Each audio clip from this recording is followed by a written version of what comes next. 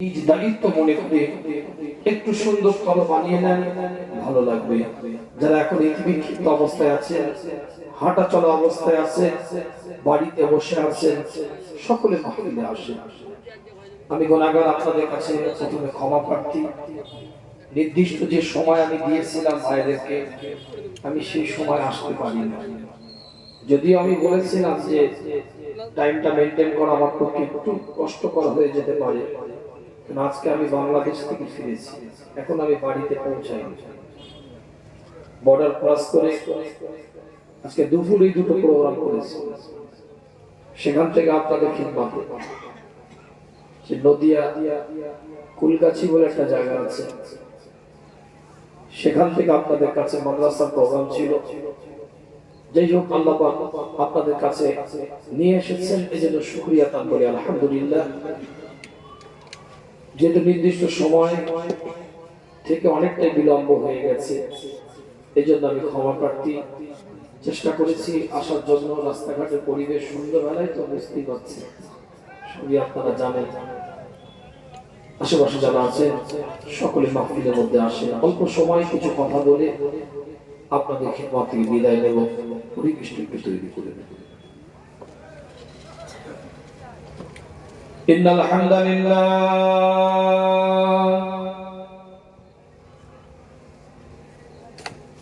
আলহামদুলিল্লাহি রাব্বিল আলামিন ওয়াল আকিবাতু লিল মুত্তাকিন।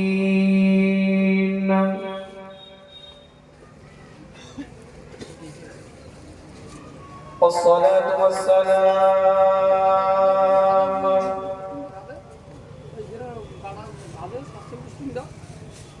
على رسوله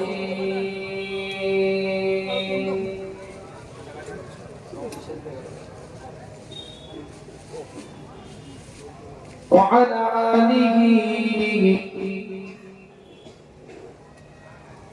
وأصحابه أجمعين.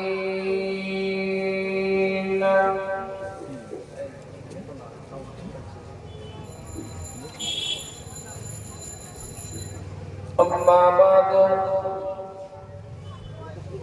فيا أيها الحاضرون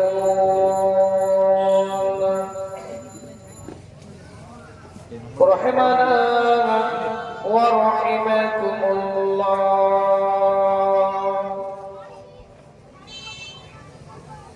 وقال الله تعالى في شان حبيبه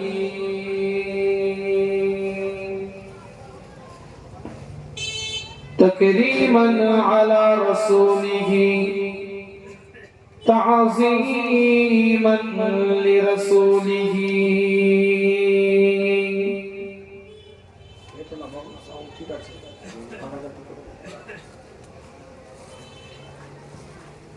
إن الله وملائكته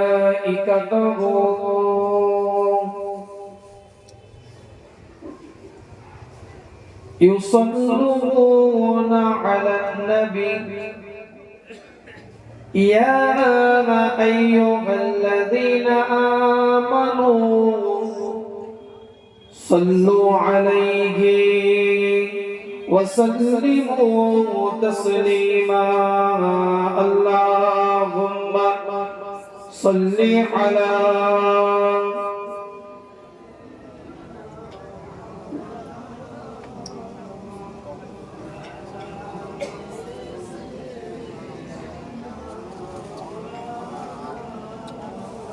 तड़पता है बहुत दिन से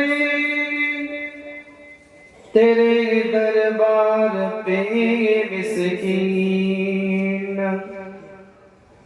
तड़पता है बहुत दिन से तेरे दरबार पे मिस्कीन। रुखा तो एक बार दिखला दे, दिले दीवाना कहो तस्कीन।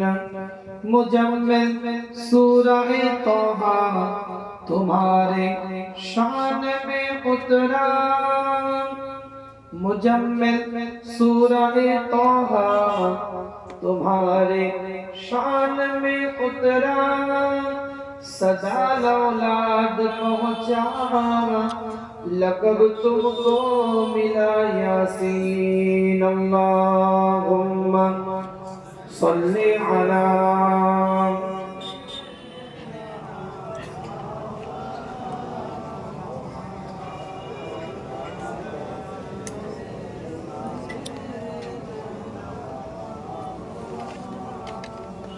हाल दिल किसको सुनाए आपके होते हुए हाल दिल किसको सुनाए आपके होते हुए क्यों किसी के दर पे जाएंगे क्यों किसी के दर पे जाएंगे आपके होते हुए हाल दिल किसको सुनाएंगे आपके होते हुए क्यों किसी के दर पे जाएंगे क्यों किसी के दर पे जाएंगे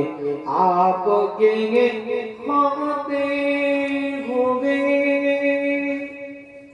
मैं गुलाम मुस्तफा हूँ ये मेरी पहचान है मैं गुलाम मुस्तफा हूँ ये मेरी पहचान है गम मुझे क्यों कर सताएंगे गम मुझे क्यों कर सताएंगे आपके होते हुए हाल दिल किसको सुनाएंगे आपके होते हुए क्यों किसी के दर पे जाएंगे क्यों किसी के दर पे जाएंगे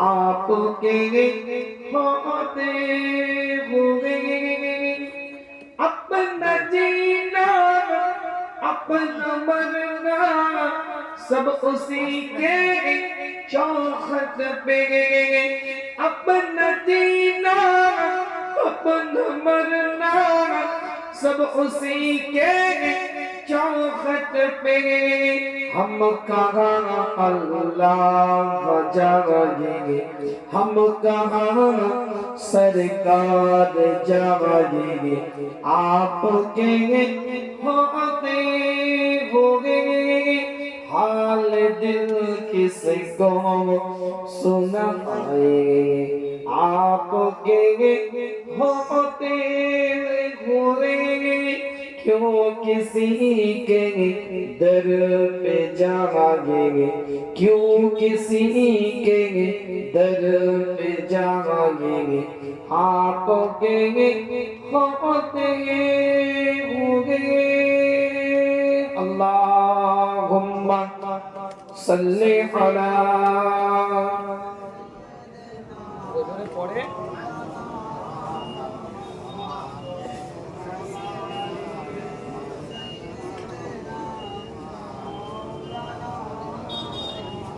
একটু জিকির করেন লা ইলাহা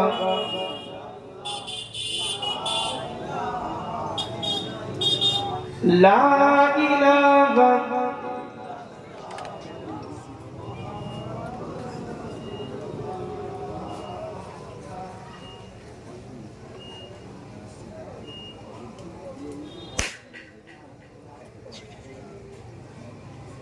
हस्बी रब्बी जल्लल्लाह माफी कल्बी गैरुल्लाह नूर मुहम्मद सल्लल्लाह हक ला इलाहा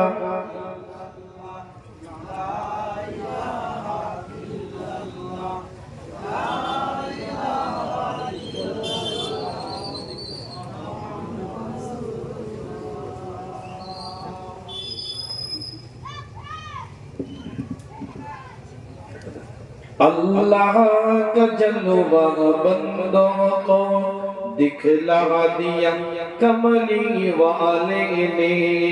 अल्लाह का जलवा बंदों को दिखला दिया कमली वाले ने।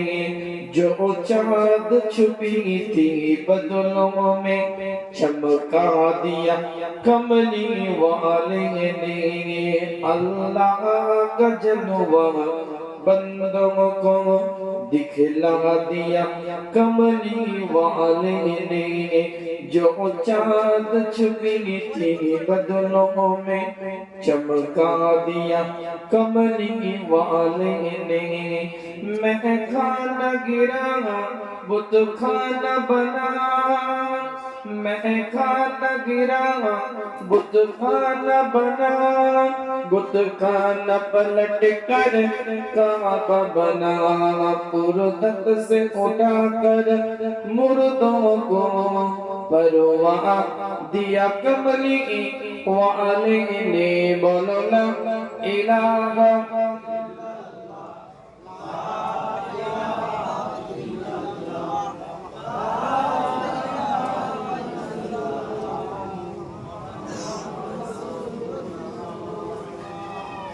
উপস্থিত হাজার মজলিস ব্রাদার ইসলাম আমার দিন দরদিন একটু পরিষ্কার ইমানদার মুত্তাকিন, খুব সংক্ষেপ আলোচনা আপনাদের খিদমতে অনুরোধ রাখি পরিবেশটা তৈরি করেন। একদম পুদা পয়েন্ট আলোচনা, বিস্তারিত কথা বলে আপনাদেরকে কষ্ট দেব না। যেটুকু কথা আমার মুখ থেকে আল্লাহ বলালে আপনাদের উপকার হবে, আল্লাহ পাক সেইটুকুনি আমার মুখ থেকে জবান যে কথাগুলো যেন বের করে নেন। জোরে বলেন আমিন। আল্লাহ পাক কোরআনের মধ্যে জানিয়ে দিচ্ছেন, সূরার নাম সূরাতুল আনআম, 6 নম্বর সূরার 162 নম্বর আয়াতের মধ্যে কুল ইন্নাস সালাতি ওয়া নুসুকি ওয়া মাহইয়ায়া ওয়া মামাতি লিল্লাহি রাব্বিল আলামিন। এই নবী, আপনি মানুষকে জানিয়ে দেন আপনার নামাজ, আপনার কুরবানি, আপনি যা কিছু আদায় করেন, আপনার হায়াত, আপনার মাউত, এটা আমি আল্লাহ আমার জন্য। জোরে বলেন সুবহানাল্লাহ। সাল্লি লিরাব্বিকা ওয়ানহার। সবাই জানি ছোট্ট একটা সূরা, সূরার নাম সূরাতুল কাউসার। সেখানে একটা ছোট্ট অংশ আল্লাহ কোরআনে বলছে ফাসাল্লি, হুজুর আপনি নামাজ পড়েন এবং আপনি কুরবানি দেন। আজকে আনন্দ লাগলো, ভাই বলছিল আমাকে এক্ষুনি, যেখানে একটা মসজিদ হচ্ছে, তাই না ভাই? আল্লাহর মসজিদ আপনাদের এলাকায়, মহল্লার মধ্যে। ইন্না আউওয়ালা বাইতিন উদিয়া লিন-নাস লাল্লাযী বিবাক্কাতা মুবারাকাও ওয়া হুদাল লিল আলামিন। সূরা আল-ইমরান 3 নম্বর সূরা, 3য় সূরা, 96 নম্বর আয়াত। আল্লাহ বলছেন, আল্লাহ নবী মুহাম্মদ রাসূলুল্লাহ সাল্লাল্লাহু আলাইহি ওয়াসাল্লাম এলান করে দেন, কিতাবটা খুলে দেখেন, পরিষ্কার করে লেখা আছে, এক একটা আয়াত আল্লাহ পাক নাযিল করতে থাকে, এক একটা ইবাদত আল্লাহ পাক নাযিল করতে থাকে। আমি বলি না, কোরআন জানিয়ে দেয়, ইন্না আউওয়ালা বাইতিন উদিয়া লিন-নাস লাল্লাযী বিবাক্কাতা মুবারাকাও ওয়া হুদাল লিল আলামিন। পৃথিবীর প্রথম ঘর আল্লাহ পাক কাবা বাইতুল্লাহটাকে তৈরি করেছে, এটা মানুষের জন্য আল্লাহ বরাদ্দ করে দিয়েছে। লাল্লাযী বিবাক্কাতা, যেটা মক্কার মধ্যে অবস্থিত, যেটা বালাদুল আমিনের মধ্যে অবস্থিত, যেটা মক্কাতুল মুকাররমার মধ্যে অবস্থিত। ওই ঘরের মধ্যে যারা যাবে, আমি বলি না, কোরআন বলছে, ওই ঘরের কাছে যারা যাবে আল্লাহ তাদেরকে মুবারক করে দিবে। আল্লাহ কোরআন দিয়ে জানিয়ে দেয়, ওয়াহুদাল লিল আলামিন। আর আমার আল্লাহ ওই ঘরটাকে হেদায়েতের কারখানা হিসাবে কবুল করে নিয়েছে। সুবহানাল্লাহ, সুবহানাল্লাহ, আল্লাহু আকবার, নারে তাকবীর, আল্লাহু আকবার, পুরা শরীফ জিন্দাবাদ, পুরা শরীফ জিন্দাবাদ, নারে তাকবীর, আল্লাহু আকবার, মদদ জামা জিন্দাবাদ, নবী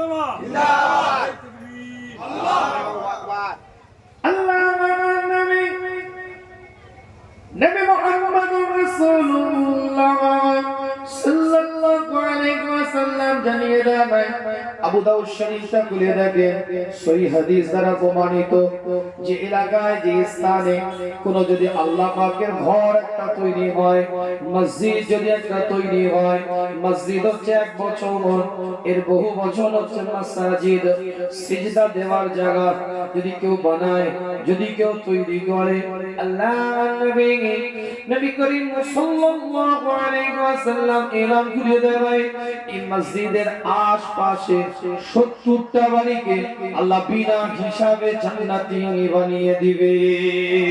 সুবহানাল্লাহ সুবহানাল্লাহ। নাউজুবিল্লাহটা বলতে হবে না, বলি আল্লাহ নবী হুজুর আকরাম সাল্লাল্লাহু আলাইহি ওয়াসাল্লাম জানিয়ে দেন, কোন এলাকায় যদি একটা মসজিদ হয়, ওই মসজিদের আশপাশে 70টা বাড়িকে আমার আল্লাহ বিনা হিসাবে জাহান্নামী বানিয়ে দিবে।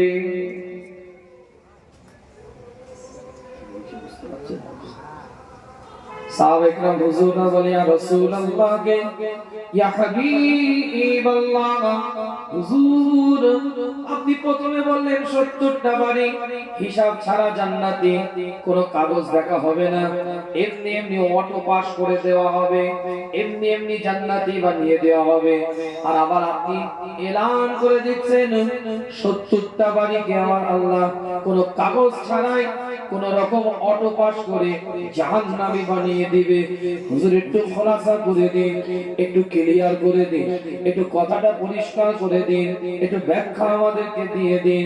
সাহাবায়ে কেরাম হুজুরদের দিকে লক্ষ্য করে আল্লাহর নবী নবী মুহাম্মদুর রাসূলুল্লাহ সাল্লাল্লাহু আলাইহি ওয়াসাল্লাম জানিয়ে দেন, 70টা বাড়ি ওই মসজিদের আশপাশে, এজন্যই জান্নাতের দিকে যাবে বিনা হিসাবে অটো পাস, এই জন্যই আল্লাহ পাক করে দিবে জান্নাতের দিকে রাস্তাটা ক্লিয়ার, এই জন্য করে দিবে।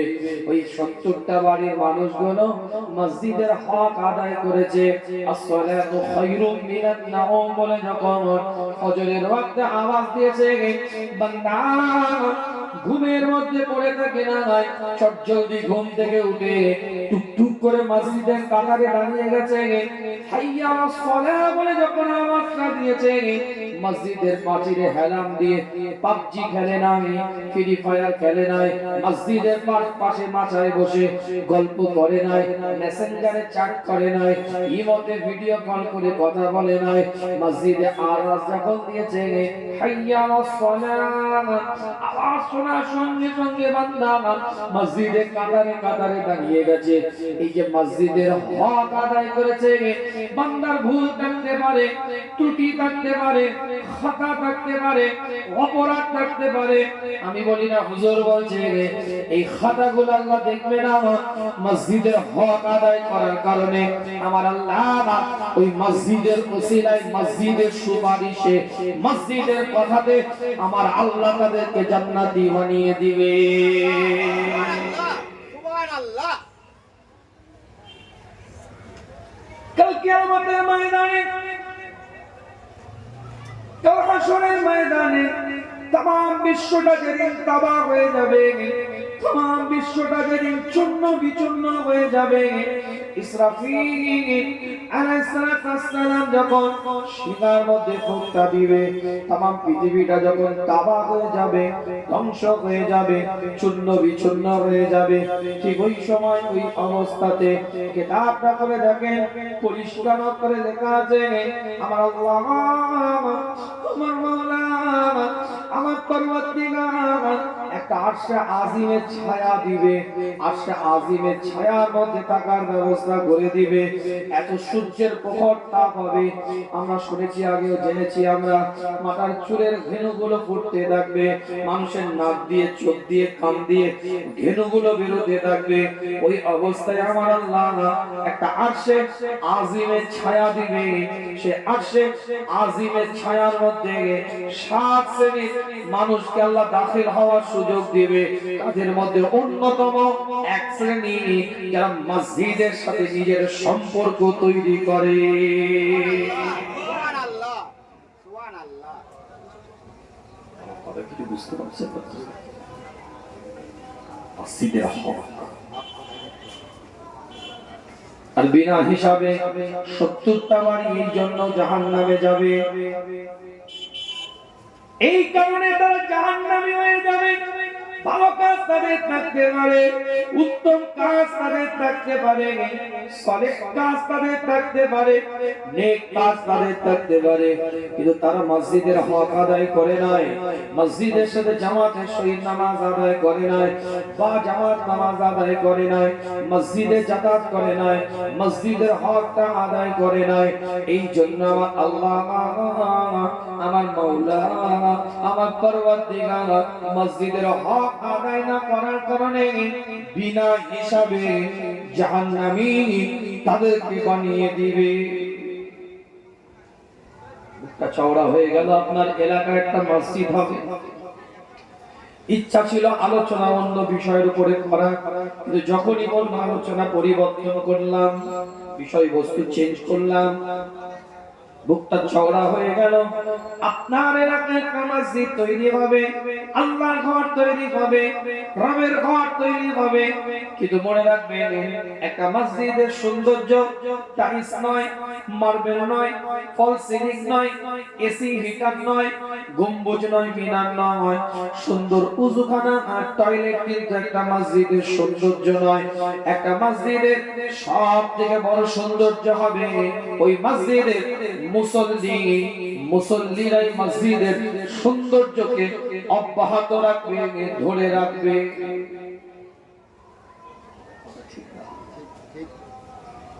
দুঃখ তো ওই জায়গায় মসজিদে জামাতের সাথে নামাজ পড়ার বেলায় গায়ে জড়ায়।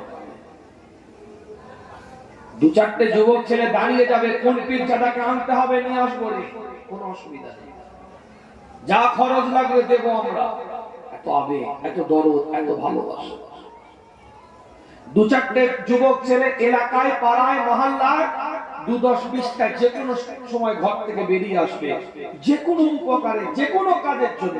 আছে সিম্প্যাথি, দুর্বলতায় ভালোবাসা এখনো আছে সমাজের বুকে, অস্বীকার করছি না আমি, কিন্তু ওই যুবকগুলোকে যদি একটু জামাতে নামাজের একটু যদি তাকিদ দেওয়া হয়, বলা হয়, একটু তারাই দেখবেন কথার মধ্যে এমন একটা প্যাঁচ লাগাচ্ছে যেন নামাজটা না পড়লেই ভুল হয়ে গেল। নামাজটা যেন মনে হচ্ছে এটা এজেড পারসনদের কাছে চলে গেছে, মানে বয়স্ক ব্যক্তিদের জন্য সালাতটা হয়ে গেছে। 60 পার হবে, 75 পার হবে, 50 পার হবে, দু চারজনকে জ্বালাবে, কষ্ট দিবে, ব্যাটা দিবে, মানুষের সাথে খারাপ ব্যবহার করে 50 পার হয়ে উমরা টুমরা হজ টজ করে, দাড়িটা বড় করে, মাথায় টুপি দিয়ে, বড় জামাটা ঝুলিয়ে আল্লাহ আল্লাহ আল্লাহ আল্লাহ জেগে কথা ঠিক না? আমরা সিস্টেমকে এটা করে নিচ্ছি। तमाम विश्वটা যেদিন তাবাহ হয়ে যাবে, ধ্বংস হয়ে যাবে। ইন্না আউওয়ালা বাইতুন উদিয়া লিন-নাস, আল্লাহ পাকে কাবা বাইতুল্লাহ অংশ तमाम পৃথিবীর মসজিদগুলোকে আল্লাহ বানিয়েছে। কাবা বাইতুল্লাহকে আল্লাহ পাক ধ্বংস করবে না। কাবা বাইতুল্লাহটা ওই জায়গায়, ওই স্থানে অক্ষত অবস্থায় রয়ে যাবে। तमाम পৃথিবী সব কিছু ধ্বংস হয়ে যাবে, কিন্তু কাবা বাইতুল্লাহ পৃথিবীর প্রথম ঘরটা অক্ষত রয়ে যাবে, ধ্বংসস্তূপে পরিণত হবে না। तमाम পৃথিবীর যত মসজিদ আছে সমস্ত মসজিদগুলোকে আল্লাহ পাক কাবা বাইতুল্লাহর সাথে লাগিয়ে দিবে। কাবা বাইতুল্লাহর সাথে লেগে যাবে, যেমন রেলের ইঞ্জিন আগে যায়, বগিগুলো পিছনে পিছনে যেতে থাকে, ইঞ্জিন যেদিকে যায় বগিও ঠিক সেই দিকে যেতে থাকে। যেমন প্যাসেঞ্জার বিহীন রেল যায় না, তেমন মুসল্লি বিহীন মসজিদও যাবে না। কাবা বাইতুল্লাহ জান্নাতের দিকে যাবে, तमाम পৃথিবীর মসজিদগুলো জান্নাতের দিকে যাবে, আর तमाम পৃথিবীর মসজিদের মুসল্লিগুলো জান্নাতি হয়ে যাবে। সুবহানাল্লাহ সুবহানাল্লাহ। ইন্নাস সালাতা তানহা আনিল ফাহশাই ওয়াল মুনকার। নামাজ এমন একটা বিষয়, মানুষকে খারাপ কাজ, ব্যভিচারী থেকে, খারাপ কাজ থেকে মানুষকে দূরে রাখে। আল্লাহ নবী মুহাম্মদ রাসূলুল্লাহ সাল্লাল্লাহু আলাইহি ওয়াসাল্লাম সাহাবে کرام হুজুরদের সাথে আলাপ আলোচনা করে, সাহাবে کرام হুজুরদের সাথে কথাবার্তা বলতে থাকে। আল্লাহ নবী মুহাম্মদুর রাসূলুল্লাহ সাল্লাল্লাহু আলাইহি ওয়াসাল্লাম এলান করে দেয়, তোমাদের এলাকায় যদি কোনো একটা পুকুর থাকে, যদি কোনো একটা জলাশয় থাকে, সেই জলাশয়ের মধ্যে, সেই পানির স্থানে, পুকুরের মধ্যে যদি কেউ ডেলি 5 বার নিজের শরীরটাকে ধৌত করে, তার শরীরে এর মধ্যে কি কোনো ময়লা থাকে, তার শরীরের মধ্যে কি কোনো দুর্গন্ধ থাকে, সাহাবে کرام হুজুরা বলে, ইয়া রাসূলুল্লাহ, ইয়া হাবিবাল্লাহ, হুজুর ডেলি 5 বার শরীরটাকে ধৌত করলে তার শরীরের মধ্যে কোনো ময়লা থাকে না, তার শরীরের মধ্যে কোনো দুর্গন্ধ থাকে না।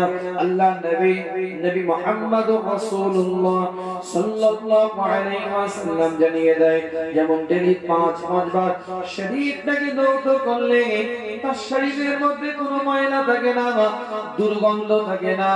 আল্লাহ পাকের কোন বান্দা ডেলি 5 ওয়াক্তের নামাজ বা জামাতের সাথে আদায় করলে আমার আল্লাহ তার শরীরের মধ্যে যেন কোনো গুনাহ রাখতে পারে না। সুবহানাল্লাহ, সুবহানাল্লাহ। নামাজের ওয়াজ করলে আবার বলবে তো পুরানো ওয়াজ, কি কথা ঠিক বলছি? নামাজের ওয়াজ আমাদের কাছে পুরাতন ওয়াজ মনে হয়, তো আধুনিক কিছু কথা বলবে। এখন তো ভাইরালের দুটো দিক, একটা বেফাস কথা বলতে হবে, বডি ল্যাঙ্গুয়েজের মাধ্যম দিয়ে কিছু বোঝাতে হবে, মুখের ভাষা দিয়ে কিছু খারাপ মন্তব্য করতে হবে। দেখবেন সমাজে 2-2.5 মিনিটের ভিডিও, শর্ট ভিডিও বক্তার ভাইরাল হয়ে গেছে। বক্তাকে নিয়ে এসে হই হই করছে, 2 ঘন্টার বক্তৃতা এবার সাঁতার কাটছে। 1.5 থেকে 2 মিনিট কিছু কথা বলেছে, মানুষের মন জয় করে নিয়েছে। ডিপ আলোচনা তো করার অভ্যস্ত নয়। সমাজ পরিবর্তনের জন্য গোড়া থেকে তৈরি করেন, বাচ্চাগুলোর হাত ধরে মসজিদে নিয়ে যান। মসজিদ বানালে হবে না, আগে মসজিদ ছিল কাঁচা, মুসল্লি ছিল পাকা। এখন মসজিদ গুলো সব পাকা, একদম মজবুত পাকা, আর মুসল্লি বাবা খালি দাঁড়িয়ে। কথা ঠিক না, তুই ফেরেশতা বলছিস নাকি? ভালো ভালো বয়স্ক লোক, এই কথা মনে রাখেন, ভালো ভালো বয়স্ক লোক 70 বছর বয়স হয়ে গেছে, 30 বছর 40 বছর টানা নামাজ পড়ছে, অধিকাংশ সময় নামাজের ওয়াজিব তরফ করে বসে আছে। নামাজের মধ্যে যদি ওয়াজিব তরফ হয়ে যায়, মাসালা শুনে নেন, তাহলে কিন্তু নামাজে সালাম ফেরাবার আগে সহজ সিজদা দিতে হবে আত্তাহিয়াতের পরে। অধিকাংশ লোক রুকুতে যখন যায়, রুকু থেকে সোজা হয়ে দাঁড়ায় না। খেয়াল করলে কোন রকম এটা ধরেন রুকু অবস্থা, এটা রুকুর অবস্থা, এটা রুকু থেকে এটা সোজা অবস্থা, তারপরে সিজদায় যাবে, এটা রুকুর অবস্থা। সোজাটা তো হতে হবে, কোন রকম এই এতটা করে শাট করে পাবে, যেন মনে হচ্ছে এখান থেকে কেউ টেনে রেখে দিয়েছে, ওকে উঠতে দিবে না। সোজা হয়ে দাঁড়ানোটা কি ওয়াজিব। আল্লাহ নবী আল্লাহ রাসূল এবার আসে সুন্নাতের উপরে যদি আমল করেন, ওয়াজিবটা কিন্তু তরফ হবে না। দেখেন বুঝিয়ে দিই আপনাকে। আল্লাহ নবী মুহাম্মদ রাসূলুল্লাহ সাল্লাল্লাহু আলাইহি ওয়াসাল্লাম হুজুর মসজিদে নববীর মধ্যে নামাজরত অবস্থায় আছে। রুকু থেকে যখন হুজুর উঠেছে, হাইয়া আলাস সালাহ এই আওয়াজ দিয়ে উঠেছে, সাহাবারা আওয়াজ দিয়েছে, রব্বানা লাকাল হামদ, একজন সাহাবা বলেছে হামদান কাসীরান তাইয়িবান মুবারাকান ফিহি। আল্লাহ নবী সালাম ফেরাবার পরে আওয়াজ দিয়ে বলতে থাকে, কে এই দোয়াটা করেছে, কে অতিরিক্ত তাসবিহটা পড়লো, কে অতিরিক্ত তাসবিহটা আদায় করেছে, তো উঠে দাঁড়াও। সাহাবায়ে কেরাম হুজুর দাঁড়িয়ে গিয়েছে। আল্লাহ নবী আল্লাহ রাসূল এলান করে দিলেন, তুমি যখন এই দোয়াটা পড়লে, এই তাসবিহটা যখন তুমি পড়লে, হামদান কাসীরান তাইয়িবান মুবারাকান ফি, এই তাসবিহটা যখন পড়লে, আমি রাসূল, আমি মুস্তাফা, আমি তাজেদারে হারাম, আমি লক্ষ্য করে দেখি আসমানের ফেরেশতাগুলো প্রতিযোগিতা করছে, কে তোমার এই তাসবিহটা নিয়ে গিয়ে আল্লাহর দরবারে সর্বপ্রথম জমা দিবে। সুবহানাল্লাহ, সুবহানাল্লাহ, যদি বললেন সুবহানাল্লাহ, একসাথে বলেন না রে বাবা, আল্লাহরই নাম তো, পুরো সুবহানাল্লাহ। পার্টির নেতার নাম নিচ্ছেন না তো যে দলাদলি হবে, আল্লাহর নাম নিচ্ছেন না, পাবেন না। যদি আপনি এই দোয়াটা আপনি পড়তে অভ্যস্ত হয়ে যান, ভালো করে বুঝবেন দোয়া পড়াটা কি সুন্নাত।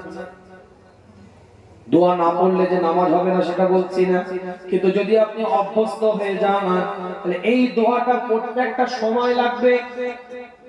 এই সময়টা আপনাকে উঠে দাঁড়াতেই হবে, রুকু থেকে উঠে দাঁড়াতে হবে সোজাভাবে, তারপরে আবার আল্লাহু আকবার বলে সিজদায় যেতে পারবেন। কিন্তু আমাদের কি হচ্ছে, আল্লাহু আকবার, আপনার সামি আল্লাহু লিমান হামিদা, আল্লাহু আকবার, রুকুতে যদি একটু দোয়াটা পড়ি, সুন্নাতটা যদি আদায় করি, তাহলে অজিবটা তরফ হবে না।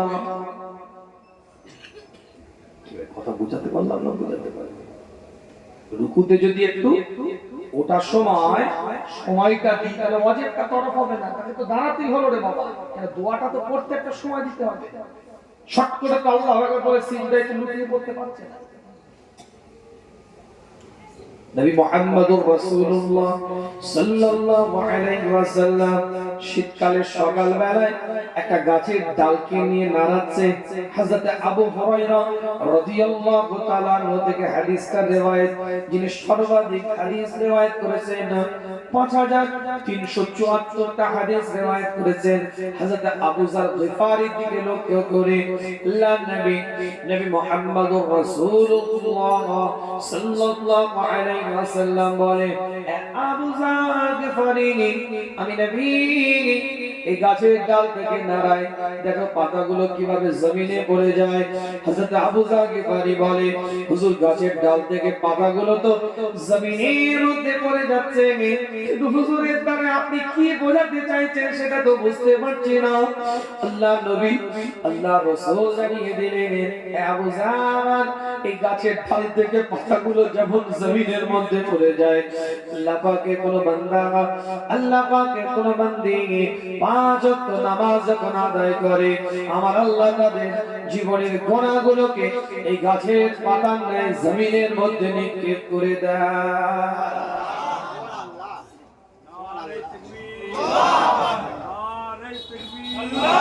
আলোচনা বোঝার চেষ্টা করেন, দলিল দিয়ে যাচ্ছে একটা পর একটা আপনাদের খিদমতে, টুকটুক করে আলোচনাটাকে একটু আগিয়ে নিয়ে যাচ্ছি। মসজিদে একটু কাজ হবে, মসজিদটা সুন্দরভাবে বানানো হবে, কিন্তু মসজিদটা আপনাকে আমাকে আবাদ করতে হবে, মসজিদে একটু যেতে হবে, জামাতের সাথে নামাজ পড়তে আদায় করতে হবে। আল্লাহর নবী নবী মুহাম্মদুর রাসূলুল্লাহ সাল্লাল্লাহু আলাইহি ওয়াসাল্লাম হুজুরের নামাজ আদায় করার পরে সাহাবায়ে কেরাম হুজুরদেরকে নিয়ে কিছু মাসনুন দোয়া পড়ে, কিছু জিকির আজকার করে, কিছু তাজকিয়ায়ে নফস করে, কিছু আত্মশুদ্ধি করান। সাহাবারা একটু মাসনুন জিকির গুলো পড়তে থাকে, মাসনুন দোয়া দরুদ গুলো পড়তে থাকে। চতুর্দিকে মসজিদে নববীর মধ্যে ভরা। আল্লাহর নবী আল্লাহর রাসূল একজন সাহাবাকে ফলো করে, যখনই তিনি মসজিদে নববীতে ফজরের জামাতে সালাম হয় চটজলদি বাড়ির দিকে চলে যায়, তাড়াতাড়ি বাড়ির দিকে রওনা দিয়ে দেয়। অন্যান্য সাহাবাদের মতন বসে একত্রকরণ হয়ে জিকির আজকার করে না, মাসনুন দোয়াগুলো পড়ে না, মাসনুন জিকিরগুলো আদায় করে না। আল্লাহ নবী ওই সাহাবাকে একজন জিজ্ঞাসা করলেন, কি ব্যাপার, তোমাকে আমি ফলো করছি, বেশ কিছুদিন হলো তুমি তাড়াতাড়ি বাড়ির দিকে চলে যাচ্ছ, তুমি অন্যান্য সাহাবাদের মতন একত্র হয়ে এক জায়গায় বসে জিকির আজকার করছো না, তাসবিহ পড়ছো না, মাসনুন দোয়াগুলো তুমি আদায় করছো না।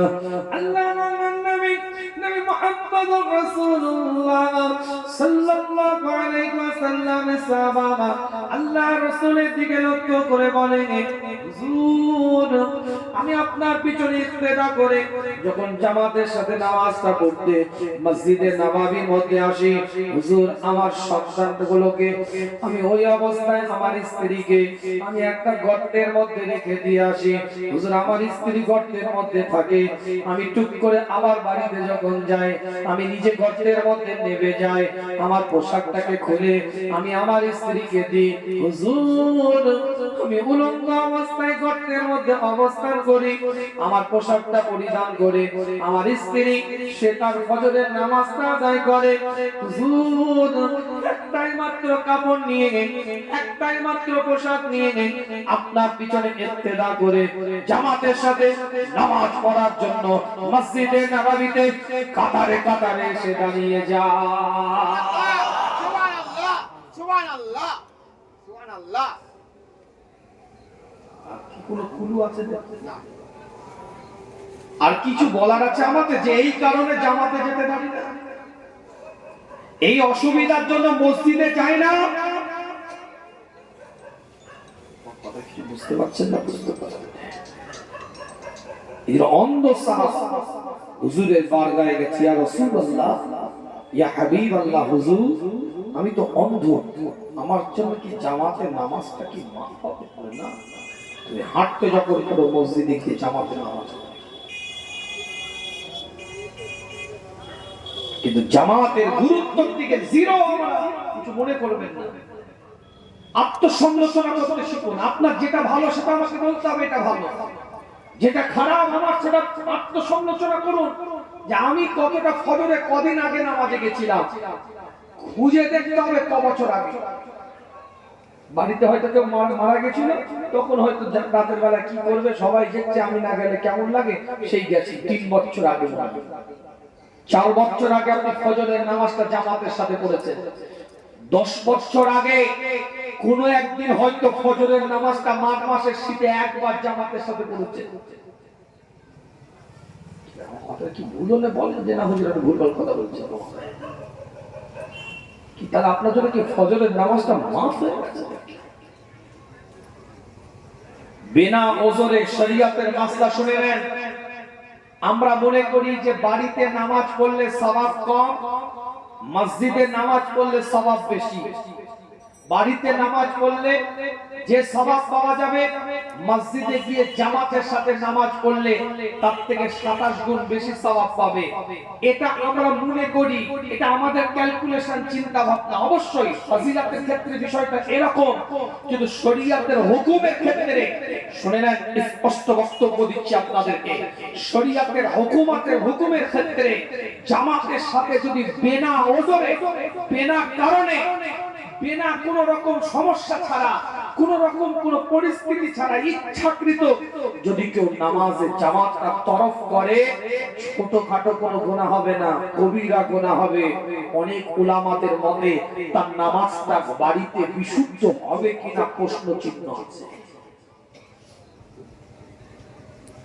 আজকে আর জামাতে যাবনি, ঘরে পড়বেন, আল্লাহ আল্লাহ, কোনো কারণ নেই, কোনো মাজুরিয়াত নেই, কোনো অসুস্থতা নেই। আমার কথা কিছু বুঝতে পারছেন না? বুঝতে পারছেন?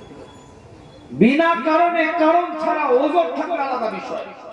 শারীরিক অক্ষমতা, এমন রোদ, রাস্তায় বেরোতে পারছে না, ব্লাড প্রেশার হাই, এত বৃষ্টি হচ্ছে, ভিজে গিয়ে নিউমোনিয়া হতে পারে।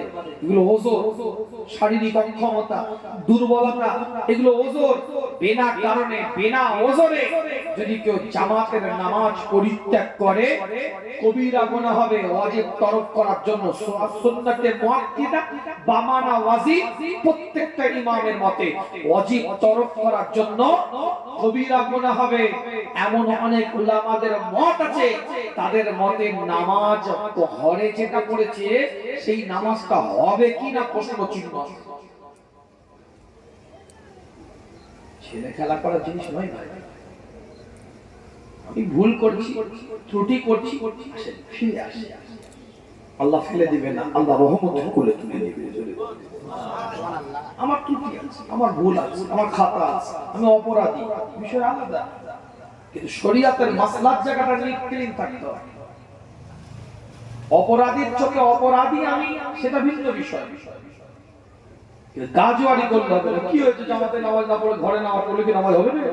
গাজুয়ারি করলে হবে না। জামাতে নামাজে যাইনি, এটা আমার অপরাধ, বিনা ওজরে, বিনা কারণে। মসজিদের হক আদায় করে বা জামাতের সাথে নামাজ আদায় করে।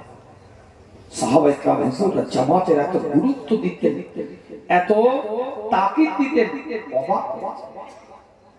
এত গুরুত্ব তাদের জামাতের নামাজের প্রতি ছিল, এত তারা তাকিদের সাথে জামাতের নামাজ আদায় করতেন। কেরাটা বলে রাখে, ছোট্ট করে আলোচনাটাকে আগিয়ে নিয়ে যায় আপনাদের খেদমতে। মসজিদের হক আদায় করতে হবে, মুসল্লি হিসাবে মসজিদের হকটা দিতে হবে আপনাকে আমাকে। মসজিদগুলোকে আবাদ করতে হবে, যথাযথ সমাজের বুকে মসজিদগুলোকে প্রতিষ্ঠিত করতে হবে। আওয়াজ দিয়ে বলে অনেকে, হুজুর মসজিদগুলো আমাদের, মসজিদের সামনে ডিজের বক্সটা জোরে চালাচ্ছে, ভলিউমটা হুজুর বাড়িয়ে দিল, নিয়ে যাচ্ছিল। মসজিদের সামনে ডিজে বক্সটা অনেকক্ষণ রেখেছিল, ভ্যানটাকে কেন? আর যদি ফজরের ওয়াক্তে 100টা যুবক ছেলে সুটান ফজরের ওয়াক্তে মসজিদ থেকে যদি বেরোতো, 6 প্যাক 8 প্যাক ল্যাক মাসেলওয়ালা ছেলে জামাতের সাথে নামাজ পড়ে কাতারে কাতারে বেরোচ্ছে, কলজেটা শুকিয়ে যেত দেখে। না রে, ফজরের ওয়াক্তে যদি এগুলো হয়, জোহরের ওয়াক্তে কি হবে? বেরোচ্ছে তো 3:30, 3:30 মানে 4:30 টাইম নয়। মুসল্লির সংখ্যা 3 জন দাঁড়িয়ে নামাজ পড়ে, একজন বসে বসে, 3:30। 4:30 4 জন দাঁড়িয়ে পড়ে, একজন চেয়ারে পড়ে।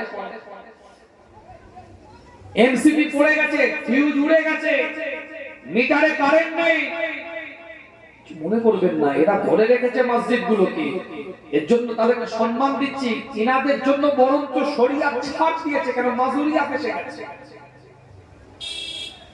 রক্ষা দিয়েছে। এনারা আজিমাতের উপর আমল করছে, কিন্তু যাদের মসজিদে আসা দরকার তারা ভুল করছে। কথা ঠিক বলছি না? মসজিদগুলো আলাদা, মসজিদ হয়ে যাবে আমি বলছি, 1 বছরের মধ্যে আলাদা রূপ নিয়ে নেবে। বিষয় সেটা নয়, মসজিদের সম্মানটা কতটা দিতে পারলাম, বিষয় এটা। কথা আমার ভুল হয়ে যাচ্ছে নাকি? আপনি জীবনের নীতিমালা তৈরি করেন। আল্লাহ কোরআনের মধ্যে বলছে, ওয়ামিনান নাসি মান ইয়াশফি নাফসাহু ইবতিগা মারাদাতিল্লাহ ওয়াল্লাহু রাউফুন বিল ইবাদ।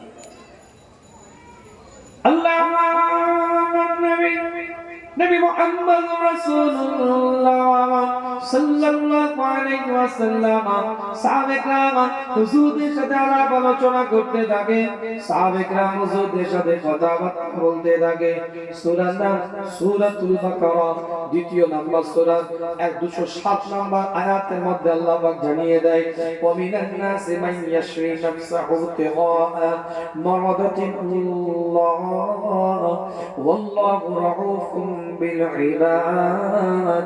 মানুষের মধ্যে এমন কিছু ব্যক্তিত্ব আছে, এমন কিছু মানুষ আছে যে মানুষগুলো আমি আল্লাহ আমার নৈকট্য অর্জন করার জন্য, আমি খোদা আমাকে খুশি করার জন্য, আমি আল্লাহ আমার রিদামান্দির জন্য তারা নিজেদেরকে বিলিয়ে দেয়, তারা নিজেদেরকে দিয়ে দেয়। আমি আল্লাহ কিসে খুশি, ওই বান্দাগুলো আমার খুশিতে খুশি হওয়ার জন্য তারা নিজেদেরকে বিলিয়ে দেয়। মানব জাতের মধ্যে এমন কিছু ব্যক্তিত্ব আছে। অন্য একটা আয়াতের মধ্যে আল্লাহ জানিয়ে দিলেন, সূরার নাম সূরাতুন নিসা, ৪৪ নম্বর সূরা ৫৪ নম্বর আয়াতের মধ্যে আল্লাহ জানিয়ে দেয়, আম ইয়াহসুদুনান নাসা আলা মা আতাকুমুল্লাহু মিন ফাদলিহি। পৃথিবীর মধ্যে এমন কিছু ব্যক্তিত্ব আছে যাদেরকে আমি আল্লাহ আমার পক্ষ থেকে নিয়ামতটা দান করে থাকি, আমি আল্লাহ আমার পক্ষ থেকে মর্যাদাটা দান করে থাকি, আমি আল্লাহ আমার পক্ষ থেকে মর্যাদাটা দান করে থাকি। এই দুটো আয়াতকে সমন্বয় করে মুফাসসিরিনরা বলছে আল্লাহ পাক কাদেরকে নিয়ামত দান করে। এই প্রশ্ন যদি আপনি সূরাতুন নিসাকে করেন, সূরাতুন নিসা ৪৪ নম্বর আয়াতকে করেন, আল্লাহ পাক কাদেরকে নিয়ামতটা দান করে থাকে আল্লাহ নির্দিষ্ট করে এখানে বলেন নাই, লাকাদ খালাকনাল ইনসানা ফি আহসানি তাকওয়িম। উত্তম পরিকাঠামোর দ্বারা আমার আল্লাহ বান্দাকে সৃষ্টি করেছে, বান্দাকে তৈরি করেছে। ইন্নী জাইলুন ফিল আরদি খলিফা। আমি আল্লাহ মানুষকে, মানব জাতকে প্রতিনিধিত্ব করার জন্য দুনিয়ার মধ্যে পাঠাবো, দুনিয়ার মধ্যে প্রেরণ করব। এই মানব জাতগুলোর মধ্যে থেকে কিছু মানুষকে আমার আল্লাহ, আমার মাওলা, আমার পরওয়ারদিগার, আমার খোদা এলান করে দিয়েছে, আলা মা আতাকুমুল্লাহু মিন ফাদলিহি। আমি আল্লাহ আমার পক্ষ থেকে ফজলটা দেব। এটা যদি আপনি প্রশ্ন করেন কাদেরকে আল্লাহ ফজল দিবে, কাদেরকে আল্লাহ নিয়ামত দিবে, কাদেরকে আল্লাহ মর্যাদা দিবে, নির্দিষ্ট করে আল্লাহ বলেন না, নয় কোনো ক্লু আল্লাহ পাক দেন না, নয় কোনো ধারণা পোষণ করেন না, নয় কোনো সিম্পটমের কথা বলেন নাই, দেখা কি কেরা কি লম্বা কি বেটে কি মোটা কি রোগা কেমন হবে এই সিম্পটমের কথা বলেন নাই, কোন রকম কোন ক্লু আল্লাহ পাক দেন নাই। পরিষ্কার আপনি যদি সূরাতুন নিসাকে আপনি ৫৪ নম্বর আয়াতকে জিজ্ঞাসা করেন, আলা মা আতাকুমুল্লাহু মিন ফাদলিহি, আল্লাহ পাকের নিয়ামত প্রাপ্ত বান্দা কারা, আপনার এই উত্তরটা দিবে সূরা বাকারা ২০৭ নম্বর আয়াত। যারা আল্লাহকে খুশি করার জন্য নিজেদেরকে বিলিয়ে দিয়েছে তারা আল্লাহ পাকের রহমত প্রাপ্ত বান্দা। সুবহানাল্লাহ, সুবহানাল্লাহ। কারা রহমত প্রাপ্ত বান্দা? যারা আল্লাহকে খুশি করার জন্য নিজেকে বিলিয়ে দিয়েছে, নিজস্ব কোনো অভিরুচি, নিজস্ব কোনো অভিমত নেই, আল্লাহ রাজি, বান্দা রাজি।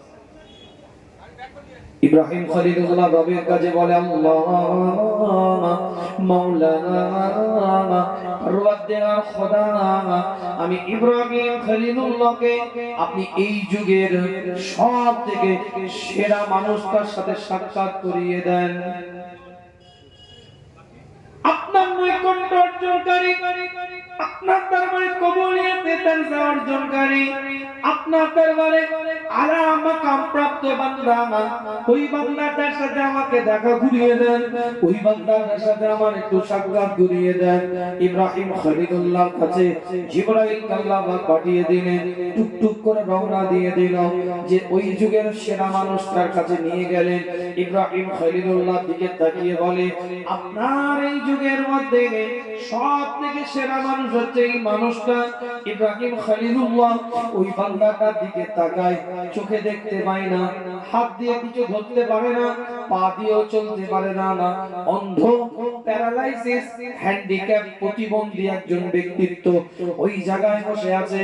ইব্রাহিম খলিলুল্লাহ চিন্তা করে, কি এমন ইবাদত করে, কি এমন বান্দেগি করে, কি এমন উপাসনা করে, কি এমন জিকির আজকার করে, কি এমন মুরাকাবা করে, কি এমন মুশাহিদা করে, কি এমন তাসবিহ নাফস করে, কি এমন ইবাদতের কারণে আমার আল্লাহ এই বান্দাটাকে সব থেকে আলা মাকাম দিয়ে দিয়েছে।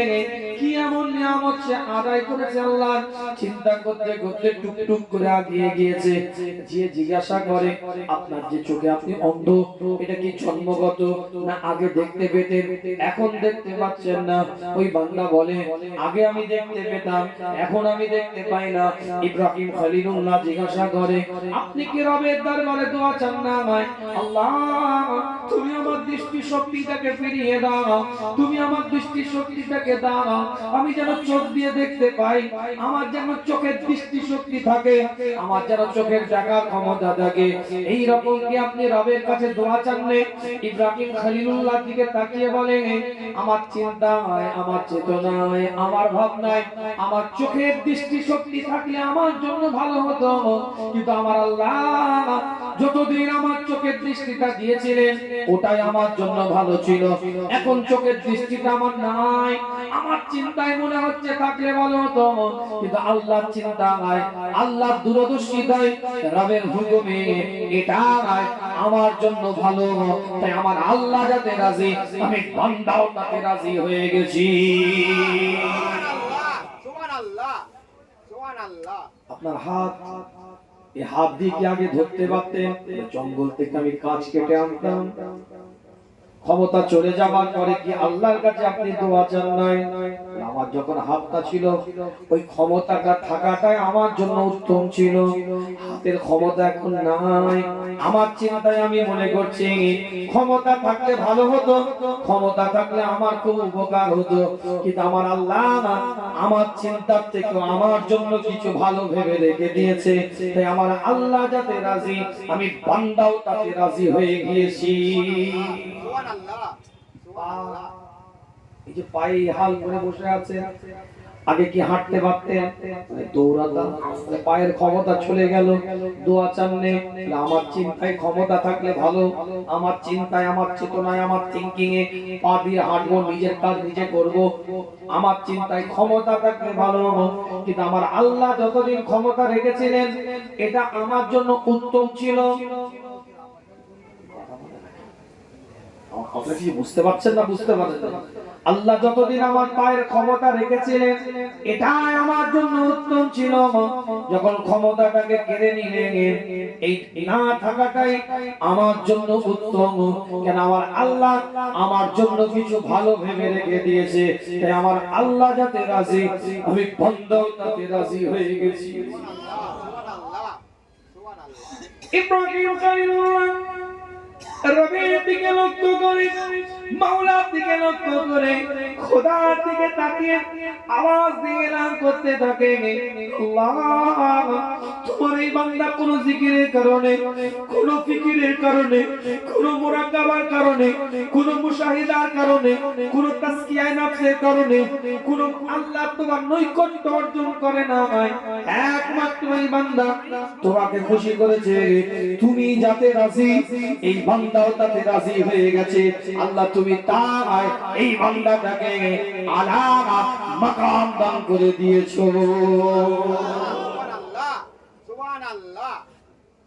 সিঁড়িটা দিয়ে আমি নামতে গেলাম আর পাটা আমার মুচকে গেল। আমি আমার কথা বলছি, আপনাদের কথা না। আমি বলবো আল্লাহ সামনে কথা কিছু বুঝতে পারছে? হুকুম আল্লাহর জানার পরেও এত ওপিনিয়ন দিয়ে দিয়ে, এত কমেন্ট করে করে, এত আমাদের মন্তব্য করে করে অভ্যস্ত হয়ে গিয়েছি। আল্লাহর আইন, আল্লাহর হুকুম, আল্লাহর ওয়াদা, আল্লাহর পক্ষ থেকে ফয়সালা এটা জানার পরেও আমরা কিন্তু ওপিনিয়ন দিতে, মন্তব্য করতে, কমেন্ট করতে কিন্তু আমাদের একটু মিনিটের জন্য ভাবি না। ভালো ভালো নামাজি পরেশগারের কথা বলছেন, ওই মদ মাতাদের কথা বলছি না আমি। পরপর তিনটে বাচ্চা হোক না, দেখবে কোন বৌমা তিনটে পরপর বাচ্চা হোক, ভালো ভালো হাজি সাহেব দেখবে উল্টো পাল্টা বলছে।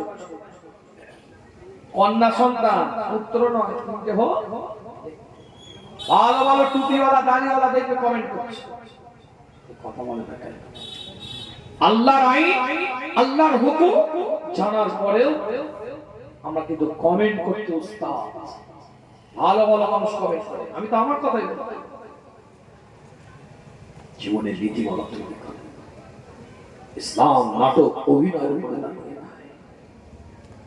বান্দা আল্লাহর উপরে তাওয়াক্কুল তৈরি হবে। জামাতের নামাজের গুরুত্ব বাড়ান, দিলের মধ্যে তাওয়াক্কুল তৈরি করেন। আল্লাহ যাতে এই জায়গা তৈরি করেন ইবাদতের, রব যাতে খোদা যাতে এই জায়গা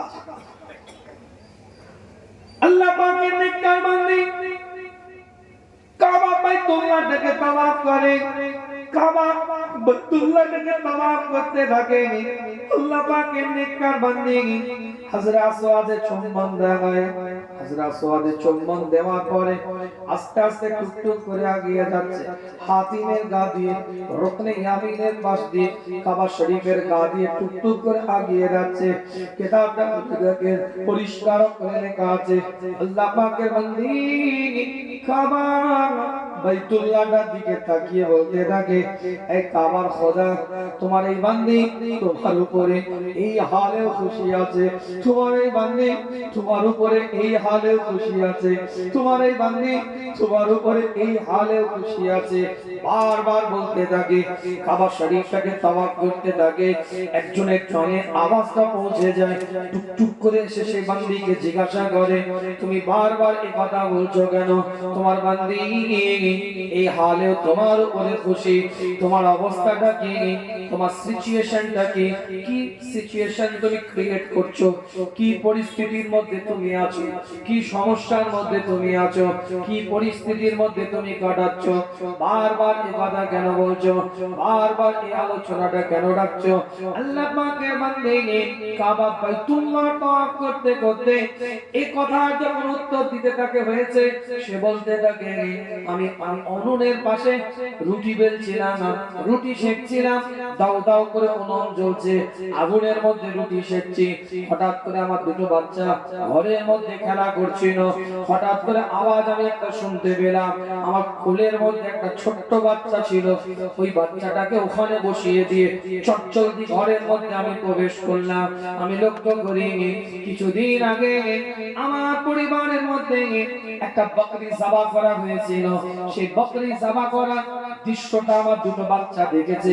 একটা ধারালো অস্ত্র দিয়ে জবাই করা হয়েছে। কেমন ভাবে জবাই করা হয়েছে, তারা একে অপরের সাথে খেলা করছিল। করতে করতে আমার বড় ছেলেটা, আমার মেজো ছেলেটা আর গলার মধ্যে ওই ধারালো অস্ত্রটাকে চালিয়ে দিয়েছে। রক্তাক্ত অবস্থায়, মৃত অবস্থায় ওই জায়গায় পড়ে আছে। আমি মা বড় ছেলেটাকে খুঁজতে বেরো না, কোথায় গিয়ে সে লুকিয়ে গেল, ভয়ে কোন জায়গায় গিয়ে লুকিয়ে গেল সে। আমি লক্ষ্য করে দেখি আমাদের পরিবারেরই এক জায়গায় কিছু কাঠ রাখা আছে, লাকড়ি রাখা আছে। সেখানে গিয়ে আমি খুঁজলাম, দেখতে পেলাম আমার ছেলেটা ওখানে আছে, কিন্তু ওই জায়গায় বিষাক্ত সাপের দংশনে মৃত অবস্থায় আমার বড় ছেলেটাকে আমি পেলাম। আমি দুটো বাচ্চাকে ঘরের মধ্যে নিয়ে আসলাম, এক জায়গায় রাখলাম। আমি চিন্তা করছি, আমার ছোট্ট বাচ্চাটাকে তো উনুনের কাছে আমি রেখে দিয়ে এসেছি, ঘর থেকে আমি লাফিয়ে গিয়ে বেরিয়েছি। বেরোবার পরে লক্ষ্য করে দেখি উনুনের আগুনের মধ্যে ছোট্ট বাচ্চাটা দাউ দাউ করে জ্বলছে। আমি মা একসাথে তিনটে বাচ্চাকে গোসল করাতে দেখেছি। আমি মা একসাথে তিনটে বাচ্চাকে কাফনস্থ অবস্থায় দেখেছি। আমি মা একসাথে তিনটে বাচ্চাকে এক জায়গার মধ্যে, এক স্থানের মধ্যে জানাজার নামাজ পড়াতে দেখেছি, কবর দিতে দেখেছি। আমি মা এই অবস্থায় আমার খোদাকে বলছি, তাওয়াফ করতে করতে, আল্লাহ মাওলা পরওয়ারদিগার খোদা, তোমার বান্দা এই অবস্থাতে তোমার উপরে খুশি আছে। সুবহানাল্লাহ, সুবহানাল্লাহ। বান্দার কোয়ালিটি। আপনার আমার মতো আপনার কি বলে ঘোলেও আছি, অম্বলেও আছে, এ কোয়ালিটির বান্দা হলে হবে না। সাপের মুখে চুমু দিচ্ছি, ব্যাঙের মুখে চুমু দিচ্ছি। পাক্কা নামাজি ছেলের বিয়েতে কোল দিয়ে বসে আছে, পাক্কা হাজি সাহেব মেয়ের বিয়েতে ডিজে বাজিয়ে বসে আছে, পাক্কা নেককার খবর নিয়ে দেখে যাও ভাইয়ের সম্পত্তি নিজের নামে জোর করে রেকর্ড করা আছে।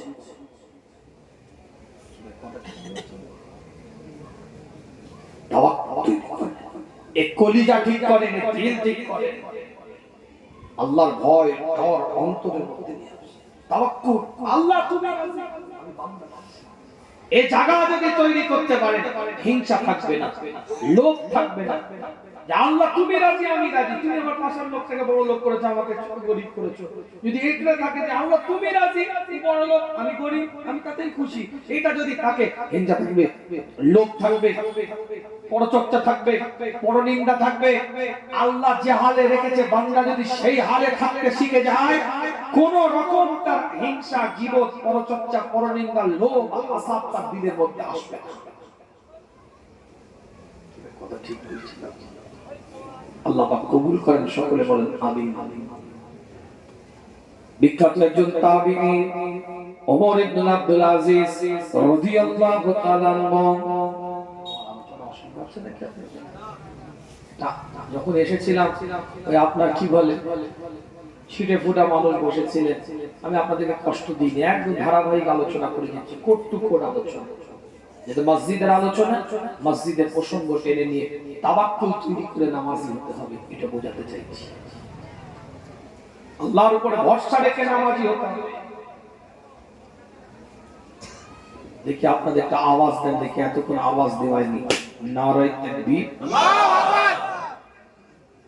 কে কে আল্লাহকে ডাকবেন দুটো হাত তুলে, একদম দুটো হাত টনটন করে তুলে, দেখি দুটো হাত একদম টনটন, এই এটা হাত দুটো নাড়ান দেখি, তাকবীর দেন দেখি, নারে তাকবীর,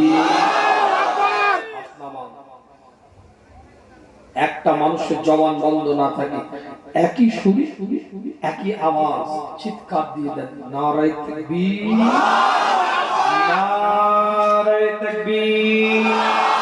সিলসিলায়ে ফুরফুরা শরীফ, সিলসিলায়ে ফুরফুরা শরীফ, মাসলাকে মুজাদ্দিদে জামান, মাসলাকে মুজাদ্দিদে জামান, নারে তাকবীর। তাকবীর এখানে, ওই যে রাস্তায় গেছে আমাকে নতুন হাটে আনতে, আলহামদুলিল্লাহ ভালোবাসি। আমি কিছু ব্যক্তিগত জিনিস পছন্দ করি, আবার অনেক সময় পছন্দ করি না অনেক কিছু। আমার ফর্মুলা হচ্ছে, আমাকে আনতে গেছে, যাবে, অবশ্যই এটা আবেগ, দুর্বলতা, ভালোবাসা, কিন্তু জালসার মাহফিলের মাইকের আওয়াজ শোনা যাচ্ছে না, সেখানে তাকবীর দেওয়া যাবে না। নতুন হাটে গিয়ে নারে তাকবীর আল্লাহু আকবার বলতে হবে। তোমার গন্ডিতে আসো, মাইক বাজছে, সেখানে দাও। এটা বান্দার হক নষ্ট করা হয়। একটা বাচ্চা ছেলে ঘুমাচ্ছে, সেখানে তো জানেই না কি হচ্ছে, হট করে তাকবীর দিয়ে দিলে তার ধর ধর করে ঘুমতে ঘুমতে বলল। আর যে এলাকাটা মাইক চলছে, বোঝাই যাচ্ছে যে এখানে জলসা জুলুস হচ্ছে, মানুষের একটা অ্যাটেনশন অ্যালার্ট আছে, অ্যালার্ট, এমন একটা জলসা হচ্ছে, একটা ধর্মীয় অনুষ্ঠান হচ্ছে, যে ধর্মেরই মানুষ থাকুক না কেন, একটা অ্যালার্ট আছে যে আপনার গন্ডির মধ্যে যেখানটা মাইক চলছে, যে একটা ধর্মীয় অনুষ্ঠান হচ্ছে। আর নতুন হাট পার করে একটা পাড়া আছে, ধরেন আমি কথার লেগে বলছি, সে তো জানে না এটা কি হচ্ছে, কথা ঠিক না। সময়, কাল, পরিবেশ, পরিস্থিতির উপরে দাঁড়িয়ে ইসলাম অভদ্রতাকে শিক্ষা দেয় না, ইসলাম ভদ্রতা শিক্ষা দেয়। ইসলাম চমকানোর শিক্ষা দেয় না, আবার কেউ চমকালে নেজ গুটিয়ে চলে যাওয়ার শিক্ষা দেয়। আমরা চমকাতেও যাই না, কিন্তু কেউ চমকালে তার প্রতিবাদ করতে জানি। এগুলো বুঝতাম। আল্লাহ আমাদের সকলকে কবুল করেন। কি ভাই, আমি কথাটা কি ভুল বললাম? তাকবীর দিচ্ছেন তো আল্লাহর নাম নিচ্ছেন, এটা কি গুনাহ হবে? আস্তাগফিরুল্লাহ না, কিন্তু পরিবেশ পরিস্থিতির উপরে দাঁড়িয়ে আপনাকে কাজ করতে হবে। আসুন না, এখানে দেখেন কি কত আওয়াজ দিতে হয়, কি কথা ঠিক না? হ্যাঁ, অবশ্যই সম্মান আছে, ইজ্জত আছে, পীরের আওলাদ, মুজাদ্দিদে জামানের বাড়ির আওলাদ, দাদা পীরকে মহব্বত করে আপনি আমাকে ভালোবাসেন, আমার ব্যক্তিগত কোনো সম্মান নেই, তার সম্মানে আমি সম্মানিত, তার পরিচয় আমার পরিচিত, আমার যোগ্যতার নিরিখে আমি ঘুরি না, তার যোগ্যতাতে মানুষ আমাদেরকে ভালোবাসে, আমাকে ভালোবাসে। 18 দিন ছিলাম বাংলাদেশে, একদিন 4টে 5টা পর্যন্ত প্রোগ্রাম করতে হয়েছে, এত মানুষ ভালোবাসে। সীমিত সময়ের জন্য যায়, এটা আজকে দুটো প্রোগ্রাম এখানে করলাম, এখান থেকে আমি ভাঙড় যাব, ফুলবাড়ি করে যাব পানাপুকুর, কথা বুঝতে পারছেন? রাতে 3টে, দিনে 2টে। কেন? আমার যোগ্যতা, আমার যোগ্যতা কে বুঝবে আমাকে? এরা কত ঘুরে বেড়াচ্ছে ছাপোষা গ্রামের পাড়ায় মহল্লায়, ওই একটা স্টাফ আমার পীরের আওলাদ। তা ঠিক করেছি না? আল্লাহ পাক কবুল করে। তাহলে আমি আপনাদের শিক্ষা দেব না তো কে দিবে? আমি আপনাদেরকে বলবো না তো কে বলবে? আল্লাহ আমাদের সকলকে সহি বুঝ দান করেন, সকলে বলেন আমিন। মাহফিলের পরিবেশগুলো ঠিক রাখি, দোকান বাজার মেলা এগুলো মাহফিলের পরিবেশ নয়, কথা ঠিক না? মাহফিলের সিচুয়েশন পরিস্থিতি তৈরি করে। যে কথা বলছিলাম, হযরত ওমর ইবনে আব্দুল আজিজ রাদিয়াল্লাহু তাআলা বিখ্যাত একজন তাবী ছিলেন, 100 হিজরির মানুষ, বিখ্যাত তাবী। হঠাৎ করে একদিন ঘরের মধ্যে প্রবেশ করেছে, নিজের কন্যার দিকে লক্ষ্য করে বলছে, মা আমি তৃষ্ণার্ত, আমি পিপাসিত, মা আমাকে পেয়াস পেয়েছে, একটু পানি দে না মা। আল্লাহ নবী মুহাম্মদুর রাসূলুল্লাহ সাল্লাল্লাহু আলাইহি ওয়াসাল্লাম কে যারা দেখেছে তাদেরকে সাহাবা বলা হয়। 1,25,000 হুজুরের সাহাবা ছিল, আর হুজুরের সাহাবাদেরকে যারা দেখেছে তাদেরকে তাবিঈ বলা হয়।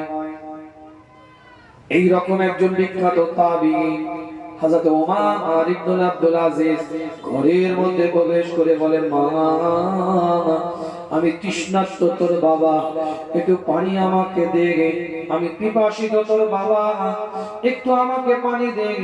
3 বার বলেছে।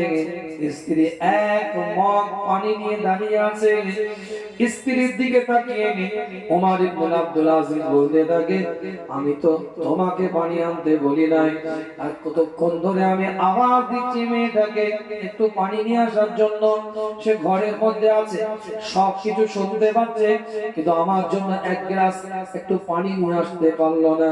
ওমর ইবনে আব্দুল আজিজ তার স্ত্রীকে বলে, আমি তো তোমাকে পানি আনতে বলি নাই, একটু তাম্বি করছে।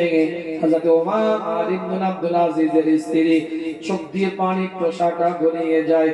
ওমর ইবনে আব্দুল আজিজের দিকে লক্ষ্য করে তার স্ত্রী বলতে থাকে, আজ আপনাকে বলতে আমি বাধ্য হচ্ছি, আপনার মেয়ে আমাকে বলতে নিষেধ করেছে, কিন্তু আপনি যখন বারবার আমাকে জিজ্ঞাসা করছেন, আজকে আমি বলতে আপনাকে বাধ্য হয়ে গেলাম। উমর ইবনে আব্দুল আজিজ রাদিয়াল্লাহু তাআলা আনহুর স্ত্রী বলে, আপনার মেয়ের শরীরের মধ্যে যে পোশাকটা আছে, যে কাপড়টা সে পরে আছে, এমন এমন জায়গায় তার কাপড়টা ছিদ্র হয়ে গেছে, এমন এমন জায়গায় তার পায়জামাটা ছিদ্র হয়ে গিয়েছে পোশাকের। একজন প্রাপ্তবয়স্ক সাবালিকা মেয়ে তার বাপের সামনে ওই পোশাকটা পরে দাঁড়াতে পারবে না, আপনার সামনে লজ্জায় সে বেরোতে পারছে না। ওমর ইবনে আব্দুল আজিজ একজন রাষ্ট্রনায়ক, রাষ্ট্রপ্রধান, সিজদার মধ্যে লুটিয়ে গেছে। সিজদা থেকে মাথাটাকে তুলে বলতে থাকে, আল্লাহ তুমি যে হালে আমাকে রেখেছো, এই জন্য তোমার দরবারে শুকরিয়া, আমি সিজদায় লুটিয়ে গেলাম। দোয়া চাইতে পারতো, আল্লাহ মেয়েটাকে একটু কাপড় কিনে দেবো, তুমি একটু কিছু টাকার ব্যবস্থা করে দাও, এটা নাজায়েজ নয়।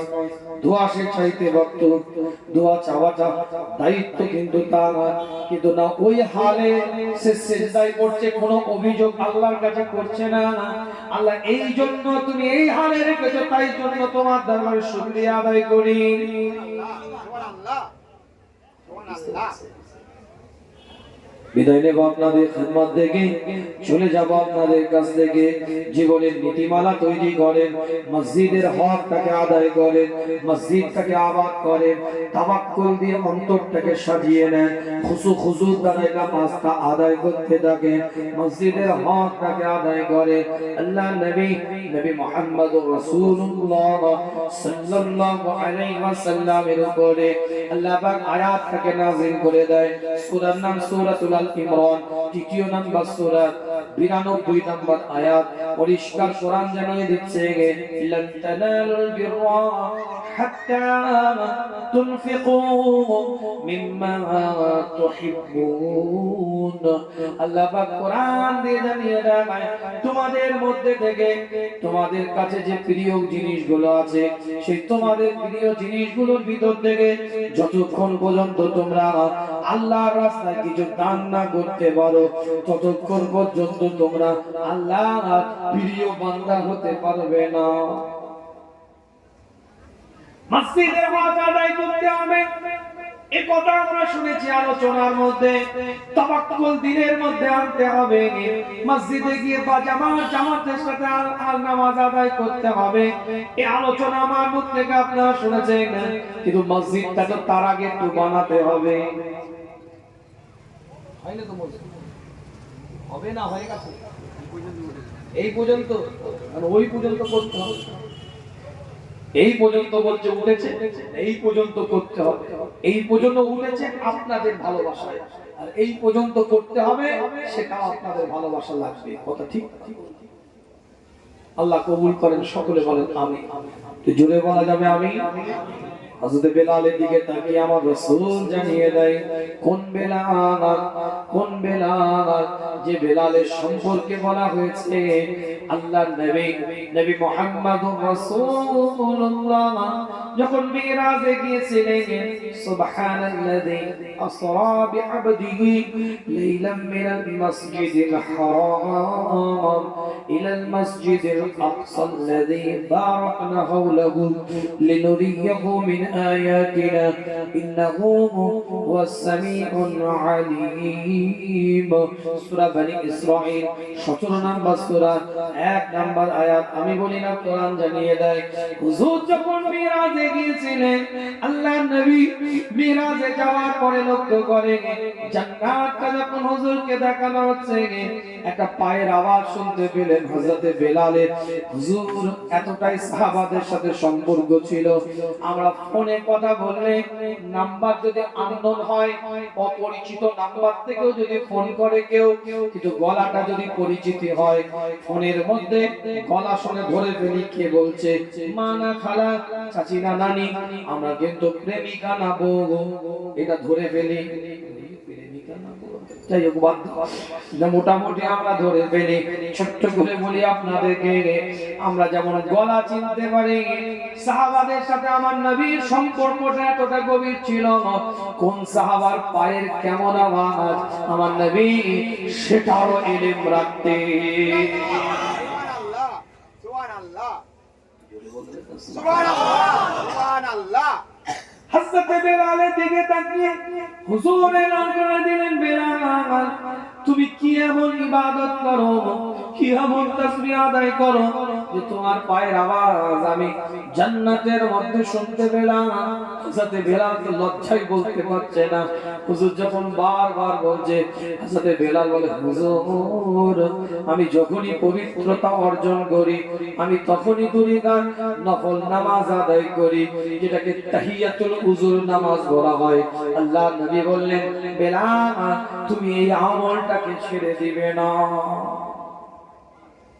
সেই বেলালের দিকে তাকিয়ে আল্লাহ নবী বলতেন, বেলাল তুমি আল্লাহর রাস্তায় দান করো, বেলাল তুমি আল্লাহর রাস্তায় দিতে থাকো। কোন বেলাল? যে বেলালের শরীরের মধ্যে কেবল মাত্র একটা সতর ঢাকার মতন কাপড় ছিল, আর কিছু ছিল না, নাভি থেকে হাঁটুর নিচু পর্যন্ত। আল্লাহ কবুল করেন। দানের গুরুত্ব, আল্লাহর রাস্তায় ব্যয় করার গুরুত্ব আল্লাহ কোরআনের মধ্যে জানিয়ে দেয়। সূরার নাম সূরাতুল ইমরান, 3 নম্বর সূরা 134 নম্বর আয়াতের মধ্যে আল্লাহ এলান করে দেয়, আল্লাযীনা ইউনফিকুনা ফিস সাররা ওয়াদ দাররা ওয়াল কাযিমিনাল গায়জ ওয়াল আফিনা আনিন নাস ওয়াল্লাহু ইউহিব্বুল মুহসিনিন। আল্লাহ বলছে ওই ব্যক্তি মুত্তাকি, আগে মুত্তাকির ডেফিনিশন দেওয়া হয়েছে, মুত্তাকির বর্ণনা করা হয়েছে, আবার আল্লাহ মুত্তাকির বর্ণনা করছেন, আল্লাযীনা ইউনফিকুনা ফিস সাররাই ওয়াদ দাররাই, যে ব্যক্তির অর্থটা আল্লাহর রাস্তায় দান করে, বেশি হলে বেশি দেয়, কম হলে কম দেয়, কিন্তু কৃপণ নয়, আল্লাহর রাস্তায় হাতটাকে উন্মুক্ত করে রাখে। বুঝতে পারছেন? আল্লাহ পাক কবুল করেন। একজন হাত তুলে বলা যাবে এই মসজিদের জন্য একজন ব্যক্তি কেউ আছে? আজকে গতকালকে আর পরশুদিন চাঁদা তুলছি, আমাদের একটা খানকা শরীফ আছে, যেখানে 3 দিন ব্যাপী ফুরফুরা শরীফে কায়েম মোকামি সালাত সব বাংলাদেশে হয় পার্টিশনের পরে আমার দাদা জান ফুরফুরা শরীফের জদ্দিনী শিল্পী মুজাদ্দিদ জামানের পূর্ণ কামালিয়াতের অধিকারী আলা হযরত বড় হুজুর পিটিআল্লাহ রাহমাতুল্লাহ আলাইহি ওখানে একটা মাহফিল করেছিলেন 3 দিন ব্যাপী। কেন সবাই তো আর পাসপোর্ট ভিসা মেইনটেইন করে আসতে পারবে না। মুজাদ্দিদ জামানের 561টা খলিফার মধ্যে 350 খলিফা বাংলাদেশে, তাদের মুরিদ ভক্ত ভালোবাসা সিলসিলার মতবাদের বহু লক্ষ লক্ষ মানুষ, কথা বুঝতে পারছেন? এই মানুষগুলো তো সবাই আর অফিশিয়াল সব দিন মেইনটেইন করে আসতে পারবে না। তো হুজুর ওখানে একটা প্রতিষ্ঠান খুললেন। কি করলেন? ফুরফুরা শরীফের কায়েম মাকাম মিসারে সাফ করলেন 3 দিন ব্যাপী। দারুশরিয়া রিয়াজুল জান্নাহ খানকা শরীফ বাক্সি, এটা আপনার পাবনা ডিস্ট্রিক্টের মধ্যে পড়ছে। দেখবেন জায়গার নাম বলে দিচ্ছি, তো ঈশ্বরদী থানা, একটু মোবাইলে সার্চ দিয়ে দেখবেন। এখন তো অত্যাধুনিক আপডেটেড যুগ, তো সেখানেও কিছু চাঁদাপত্র তুলতে হয়। আমাদের তো দরবারের মাফি, তো মুখ আর ওখানে একটা বিশাল বিল্ডিং হচ্ছে। তো আমি শুধু মুখে বলেছি কয়েক আপনার হাজার টাকা নয়, লক্ষ লক্ষ টাকা এক একজন। হুজুর আমি 1 লাখ দেব, আমি 1 লাখ দেব। আজকের কথা বলছি, আজকে দুপুর বেলায় প্রোগ্রাম ছিল আমার, দ্বিতীয় প্রোগ্রামটা সেই রানাঘাট কুলগাছি বলে একটা জায়গা আছে, দেখবেন একটু আধুনিক যুগ, উল্টো পাল্টা কথা বলে আপনার নাই, মোবাইলে সার্চ দিবেন হুজুর কোথা দেখতে পাবে, কথা ঠিক না। আপনাদেরকে বোকা বানিয়ে যাওয়ার কোনো লাইন নেই। কুলগাছি পীর আব্দুল হাই সিদ্দিকিয়া হাফিজিয়া কোরআন হাফিজিয়া খারিজিয়া মাদ্রাসা, 7টা ছেলে কোরআনে হাফেজ পাগড়ি দিল, দেখবেন দেখতে পাবেন। কুলগাছি রানাঘাট, ওখান থেকে আসছি মাগরিবের আগে দোয়া করে। তো যে কথা বলছিলাম আপনাদের, আমি তো ভেবে চিন্তে ওখানে 1 লাখ করেছি, এখানেও বলে ফেলেছি যে কে আছে 1 লাখ টাকা দিয়ে হাত তুলো, এই জলসা। ওখানে 1 লাখ করেছি, লক্ষ লক্ষ মানুষ কেউ না কেউ একজন দিয়ে দিতে পারে। এখানেও বলে ফেলেছি যে 1 লাখ টাকা কে আছে, একজন দেখছি 5-7 মিনিট পরে এরকম করে হাত তুলে আছে, কি না আব্দুল খালেক, আপনি দিবেন? হুজুর আপনি আগের বছরে 2 লাখ বলেছেন, আমি 2 লাখ দিচ্ছি, আল্লাহকে হাজির নাজির জেনে বলেছি। আর এবার 1 লাখ বলেছেন, 1 লাখ চিন্তা করছি তাহলে লসে রান করছি তো, কথাটা মনে বুঝতে পারছেন? আমি সঙ্গে সঙ্গে চিন্তা করছি মনে মনে, আমি তাহলে তো লসে রান করছি। আমি যেটা বলি সেটাই দেয় যখন ব্যাপার, তো 3 চাইলে মনে প্রতিষ্ঠানটা জানিয়ে যেত। যাই হোক, বেচারা বলছে হুজুর আমি 1 লাখ টাকা দেবো, নামটা মনে আছে, এত মোটা টাকা দিয়েছে তো নামটা মনে থাকবে। না হুজুর কেবল একটা কথা বলতেন, রুপিয়া ऐसा चीज है नाउजुबिल्लाह, ওই কানটা বলে বলতেন খোদা সে 19-20 তাবরের মাথা ঘুরে যায় পয়সা দেয়। কি ভাই কথা ঠিক বলছি? আল্লাহ পাক সকলকে কবুল করেন, সকলে বলেন আমিন। তো আমি এখানে বেশি চাইবো না, ভয় করার কিছু নেই যে হুজুর মনে এখানেও কিছু চেয়ে ফেলবে, সেটা নয়। একজন মানুষ একটু হাত তুলে বলেন হুজুর এই মসজিদ আল্লাহর ঘরের জন্য আমি 10,000 টাকা দেবো। দোয়া করি মুসাফির হালত, ছোটখাটো মুসাফির না, বিরাট বড় মুসাফির, 72 কিলোমিটার 48 মাইল 3 ক্রোশ। যদি কেউ 15 দিনের কম নিয়তে যদি বাড়ি থেকে বেরোয় সফরের উদ্দেশ্যে, তার 4 রাকাত নামাজ 2 রাকাত হয়ে যায়। তাহলে আমি কত কিলোমিটার এসেছি? বহু কিলোমিটার। আমার তো নামাজ গুনে মাফ হয়ে যাবে। আবার এটা আমার কাটিং করে না ছেড়ে দেয়, কাটিং এর যুগ বাবা। হুজুর বলছে আমার নামাজ নয়, এই ফতোয়া শুরু হলো, কাফের হয়ে গেছে, মুশরিক হয়ে গেছে। কি প্রসঙ্গে কি কথা বলছি আল্লাহ মাফ করেন। কোন অ্যাঙ্গেলে কি বলতে চাইছি সেটা তো আগে পিছে সিয়াক সেবাক আছে, আরবিতে একটা কথা আছে সিয়াক সেবা, আগে পরে দেখতে হবে না। একটা মাঝখান থেকে কথা কেটে দিয়ে হুজুর দেখলি বলছে নামাজ হুজুরের মাপ, জালি হুজুর চিটিং ভণ্ড কেবল ফটকাবাজ, বলে একটা পাক্কা অমুক। এবার শুরু হয়ে গেল কাঁচা কাঁচা, এবার রানি হয়ে গেল, মা বাপ গাল খেয়ে মুশকিল। এগুলো বড় বড় আমানত নষ্ট করে রাখবেন যারা কাটিং করে ডাবিং করে, এর সাথে জুড়ে ওর কথা এর অ্যাঙ্গেলে লাগিয়ে সমাজের বুকে ভিউয়ার্স করার জন্য, সাবস্ক্রাইব বাড়াবার জন্য, টিআরপি বাড়াবার জন্য, সোশ্যাল মিডিয়াতে ভাইরাল করার জন্য নিজের চ্যানেলকে, ভিডিও ফুটেজকে যারা এই কর্মের সাথে জড়িত থাকে, আমি প্রশ্ন করে যাচ্ছি শরীয়তের বিধান অনুযায়ী শুধু গোনা নয়, এদের ঈমানের জায়গায় প্রশ্ন এসে যাবে। এটা ইহুদিদের দালাল নয় তো? গোনা বলছি না আমি, ঈমানের জায়গায় প্রশ্ন এসে যাবে যে এরা নাসারাতের দালাল নয় তো? মুসলমান তো এটা করতে পারে না। হ্যাঁ, আমি যদি ভুল বলি আপনি প্রতিবাদ করুন, সেটা ভিন্ন বিষয়। ভুল হয় না আমার এটা নয়, ভুল বলিনি আমি এটা নয়, ভুল হবে না আমার এটা নয়। আমার ভুল বেরোতে পারে, শ্রীপক্তাম হতে পারে, অনিচ্ছাকৃত ইচ্ছাকৃত ভুল কথা এসে যেতে পারে, সেটা আপনি যথাযথ দলিল ভিত্তিক প্রতিবাদ করুন। কিন্তু আমি ভুল বলিনি, কথার আগে পরে কিছু প্রসঙ্গ ছিল, সেই প্রসঙ্গক্রমে কোনো কথা আমি উপস্থাপন করেছি, আপনি সেই কাটিং এর মাধ্যমে সেটাকে লাগিয়ে একটা সমাজের মুখে বিভ্রান্ত তৈরি করছেন। এটা কাবিরা গুনাহ নয়, এটা ছোটখাটো গুনাহ নয়, এটা ঈমানের জায়গায় প্রশ্ন চিহ্নিত এসে যাবে। বসুন আমার সামনে, আমি পয়েন্টিং দলিল দিয়ে বুঝিয়ে দেবো। পড়াশোনা করে স্টেজে কথা বলছি, এতক্ষণ তো আলোচনা করলাম 1 ঘন্টার উপরে, কোনো ফালতু কথা বলিনি আপনার। জলসার মাহফিল গুলো তো গীবতের অনুষ্ঠান বানিয়েছেন, যে ভালো গীবত করবে তাকে সম্মান দিয়ে এসে বসাচ্ছে। কেন আমার পক্ষে আরেকজনের বিপক্ষে কথা বলবে, আমার হুজুরের পক্ষে বলবে, আরেকজনের বিপক্ষে কথা হবে, আমি তাকে সম্মান দিয়ে রুমাল টুমাল দিয়ে বসাচ্ছি। যে কি করবেন তিনি? ওয়াজ করবেন না, তিনি এসেছে এজেন্ডা নিয়ে যে অপরের বিরোধিতা করবে। আপনি জানার পরে তাকে নিয়ে এসেছেন, ফাটিয়ে ফেলবে কবরে গেলে। আপনি জানেন না সে গীবত করে দিয়ে চলে গেল, বিষয় আলাদা। আপনি ষড়যন্ত্র করে ধরে নিয়ে এসেছেন যে একে আনলে আমার হুজুরের পক্ষে বলবে, ওই অমুকের বিপক্ষে বলবে, আমার মুফতি সাহেবের পক্ষে বলবে, অপরের বিপক্ষে বলবে, আমার ইমামের পক্ষে বলবে, অপরের বিপক্ষে বলবে, আমার পীর সাহেবের পক্ষে বলবে, অপর পীর সাহেবের বিরুদ্ধে বলবে, আমার পীরজাদার পক্ষে বলবে, অপর পীরজাদার বিপক্ষে বলবে। এটা ক্যালকুলেটেড হওয়ার পরে, জানার পরে তাকে সুন্দরভাবে সাজিয়ে গীবত করতে নিয়ে আসছেন। কবিরা গুনাহ হবে, শুধু কবিরা গুনাহ নয়, ফাটিয়ে ফেলবে কবরে গেলে।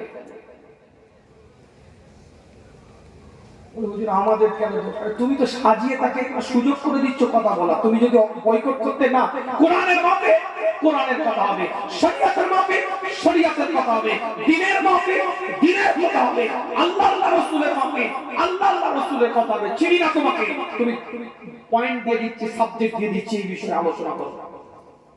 শুনবো না আমরা কারোর পক্ষে বিপক্ষে কথা, আল্লাহর পক্ষে কথা শুনবো, রাসূলের পক্ষে কথা শুনবো। বলো এই বিষয়ে, এই আয়াতের উপরে, এই সূরার উপরে আলোচনা করো, এই বিষয়ের উপরে আলোচনা করো। করে দেন আপনি, আমার কোনো আপত্তি নেই। আপনি সাজিয়ে গুছিয়ে গীবত করতে নিয়ে এসেছেন। আমার কথা কি ভুল হয়ে গেল? সমাজ অত সহজ নয়। যাই হোক, সময় স্বল্পতা বাড়াবো না, কেন আমার 10টা পর্যন্ত টাইম ছিল, তারপর ওইদিকে একটু লেট হয়েছে বলে একটু কথাটা বলে নিচ্ছি। কেন একদম টায় ছেড়ে দিলে হলে হুজুর দেখলি ওইদিকে দেরি করে এলে ওইদিকে আবার তাড়াতাড়ি ছেড়ে দিল, অনেক রকম ব্যাপার আছে। বাবা 19 বছর জলসা লাইভ হয়ে গেল, এক দুটো নয়, 19 বছর হচ্ছে। নাম বুঝি আপনাদের, ইনশাআল্লাহ অহংকার করছি না, ঘুরে ঘুরে তৌরি করবে কোন এলাকার লোকেরা কেমন, নাম বুঝি। এটা যদি অন্য এলাকা হতো অনেক কমেন্ট হয়ে যেত। এই এলাকা তো মহব্বতের জায়গা, আমি তো জানি, কিন্তু অনেক জায়গা আছে অনেক রকম মন্তব্য। কেন খাওয়া খাই দাও, টাইম জ্ঞান নেই। এরা বেচারারা এসে বলছে হুজুর ওই স্টেজে উঠতে হবে না, আপনি খান। এই বিস্কুটটা খেলাম আমি, সে 1টা 1:30টার সময় একটু গালে দিয়েছি খাবার, একটু একটা চলছে, একটা বিস্কুট খেয়ে একটু এনার্জি পেলাম। কমিটি গুলো বলছে হুজুর ঘরে এসে নাস্তা করে যান। হুজুর ভাই না ঘরে না, একে দেরি হয়েছে, আবার যদি কপা কপ করে খায়, একে তো দেরি করে যাও, খেচ্ছে কাম করতে। অনেক রকম জ্বালা, খাওয়াবে একজন আর এরকম কথা আরেকজন, 5টা আঙুল কিন্তু সমান নয়। ওই জন্য এখানে উঠে বিস্কুট খাবো তাও ভালো। আচ্ছা চা হয়ে গেছে। যাই হোক, আর 10টা মিনিট কথা বলবো, 10:30টা পর্যন্ত। একটু হাতটা তুলে বলে হুজুর 10টা 1000 টাকা দেন, কি আছে? একজন তুলে এই প্রতিষ্ঠান তো দাঁড় করাতে হবে। ওলামা হাজরাত কাছে আলোচনা করবে, স্পেশাল বিরিয়ানি আছে, আল্লাহ পাক কবুল করে। মাইকটা ঘাটছো কেন? এই মাইক এত ভালো বাজছে, তোমাদের সহ্য হচ্ছে না নাকি? কেন ঘাটাঘাটি করছো? একজন মানুষ হাত তুলে বলতে পারবে হুজুর আমি 10টা 1000 টাকা দেবো, একজন একটু দোয়া করি, মুসাফির হালাতে একটু ফরিয়াদ করি। আচ্ছা 5000 টাকা দিতে পারবেন? এমন কেউ আছে? 5000 টাকা দেনেওয়ালা কেউ আছে? একজন ব্যক্তি 5টা 1000 টাকা দেনেওয়ালা, 5000 টাকা দেনেওয়ালা একজন কেউ আছে? হাত তুলতে পারবেন? দিবেন না? 5,000 টাকা একজন দিতে পারবেন? কত টাকা খরচ দিয়ে ডাক্তারে নিয়ে উকিলে কি আল্লাহর কাছে দোয়া করি, ফরিয়াদ করি, 5,000 টাকা দেনে वाला কেউ আছে? 5,000 টাকা, 5,000 টাকা দেনে वाला কেউ আছে? अच्छा 3,000 টাকা দেনে वाला কেউ আছে? 3,000, 3,000 টাকা দেনে वाला কেউ আছে? 2,000 টাকা দেনে वाला কেউ আছে? কি অনশন করেছেন, বয়কট নাকি? দেবো না, কসম খেয়ে বসে আছেন নাকি যে দিলে? রবিউল মল্লিক, কেন কাটছো বাবু, কি হয়েছে? এই মাইকলা চোনটা বন্ধ হয়ে যাচ্ছে, ছেড়ে দাও, বেশি ঘাটাঘাটি করলে গপ করে বসে যাবে তো। চোখ বন্ধ হয়ে গেছে কিন্তু লোক শুনতে পাচ্ছে না নাকি? ছেড়ে দাও, আবার ঘাটাঘাটি করে আলো বাঁচতে সহ্য হচ্ছে না। কি নাম? রবিউল, রবিউল মল্লিক। 3,000 টাকা একটু তাকবীর দেন, নারায়ে তাকবীর। রবিউল মল্লিক জোরে বলেন জিন্দাবাদ, আরো জোরে বলেন মারহাবা, নারায়ে তাকবীর। এখানে একজন হাত তুলে চালান, কি নাম? সিরাজুল মল্লিক। সিরাজুল মল্লিক, 3,000 টাকা একটু তাকবীর দেন, নারায়ে তাকবীর। সিরাজুল মল্লিক জোরে বলেন মারহাবা, আরো জোরে বলেন জিন্দাবাদ, আরো জোরে বলেন মারহাবা, নারায়ে তাকবীর। আর কে আছেন? 3,000 আর একজন হাত তোলা, তৃতীয় নাম্বার। আল্লাহর কাছে দোয়া করি, একটু ফরিয়াদ করি, 3,000 টাকা তৃতীয় নাম্বার আর হাত তোলা যাবে। আর একজন ব্যক্তি কত টাকা কত দিক দিয়ে চলে যায়, নষ্ট হয়ে যায়, এদিক ওদিক হয়ে যায়। মুজাহিদুল ভাই, আমার ছোট্ট বাবু, 3,000 টাকা একটু তাকবীর দেন, নারায়ে তাকবীর। আল্লাহ বাচ্চাকে কবুল করুন, আল্লাহ দ্বীনি ইলমের উপরে রাখুন, আল্লাহ পিতার পরবর্তী প্রজন্মকে শরিয়ার মোতাবেক পরিচালিত হওয়ার তৌফিক দেন, জোরে বলেন আমিন। যে নিয়তে দিয়েছে নিয়তকে আল্লাহ আপনি পূরণ করেন, জোরে বলেন আমিন। যারা যেভাবে যে নিয়তে দিয়েছে আল্লাহ নিয়তকে পূরণ করেন, জোরে বলেন আমিন, নারায়ে তাকবীর। আর কে আছে? 3,000 টাকা দেনে वाला কে আছে? আর কেউ আছে? 3,000 টাকা, 3,000 টাকা দেনে वाला কেউ আছে? মাশাআল্লাহ, 5 বস্তা সিমেন্ট দিবে ভাই, কি না? জি আব্দুল কাইয়ুম মন্ডল, 5 বস্তা সিমেন্ট দিবে, জোরে বলেন মারহাবা, আরো জোরে বলেন মারহাবা, নারায়ে তাকবীর, নারায়ে তাকবীর। আর কেউ আছে? হ্যাঁ, সিমেন্ট তো দেন, কম বেশি অসুবিধা কি আছে? সিমেন্ট তো দেন, রড দেন, বালি দেন, ইট দেন, যে যা পারেন একটু শরীক হন। প্রতিষ্ঠান একটা মসজিদ, আল্লাহর ঘর, আল্লাহ পাক কবুল করুন, নিয়ামত দিবে। কেউ নাই হুজুর আরো 3,000 দেব, 2,000 দেব। আচ্ছা 1,000 করে কে কে আছেন দেখি? 1,000 করে একটু হাতটা তুলে, 1,000 টাকা করে, 1,000 টাকা করে কেউ আছে? আল্লাহর কাছে একটু দোয়া করি, 1,000 টাকা করে।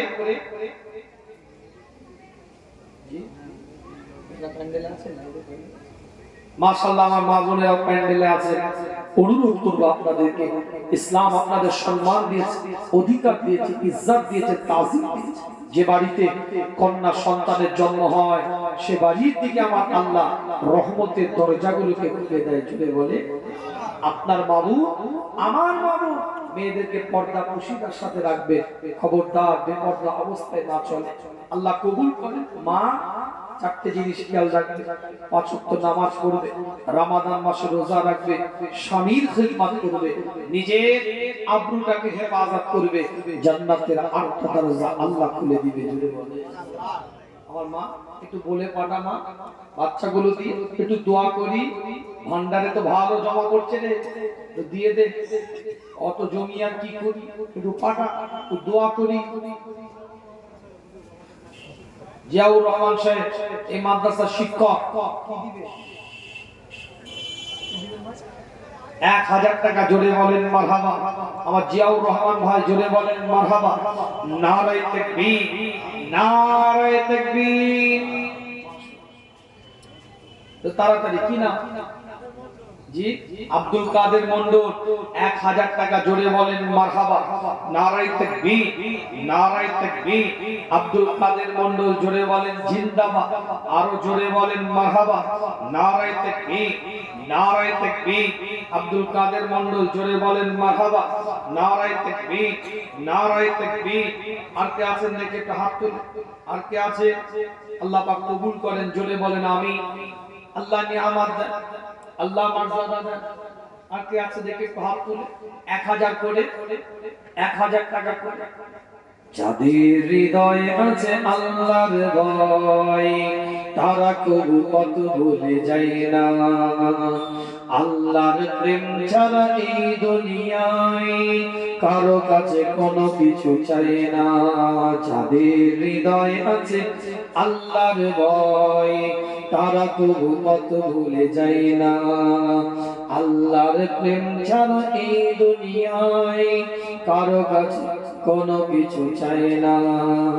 রাতে রাতার জানা সিজদাতে রয়, দু চোখের অশ্রুতে নদী যেন বয়। রাতে রাতার জানা সিজদাতে রয়, দু চোখের অশ্রুতে নদী যেন বয়। ছলনার হাত চানি যতই আসুক, পিছনে ফিরেও তাকায় না। যাদের হৃদয় আছে আল্লাহর ভয়, তারা কবু কত ভুলে যায় না। আল্লাহর প্রেম ছাড়া এই দুনিয়ায় কারো কাছে কোনো কিছু চাই না। দিন কায়েমের পথে যারা অবিচল, তারা হলো আল্লাহর প্রিয়জন। বাতিলের কাছে যারা হার মানে না, সংগ্রাম করে যায় অমর অমন। হেরার আলোতে জানা হৃদয় রঙিন, হাতে আল কোরআনের দীপ্ত সঙ্গীন। হেরার আলোতে জানা হৃদয় রঙিন, হাতে আল কোরআনের দীপ্ত সঙ্গীন।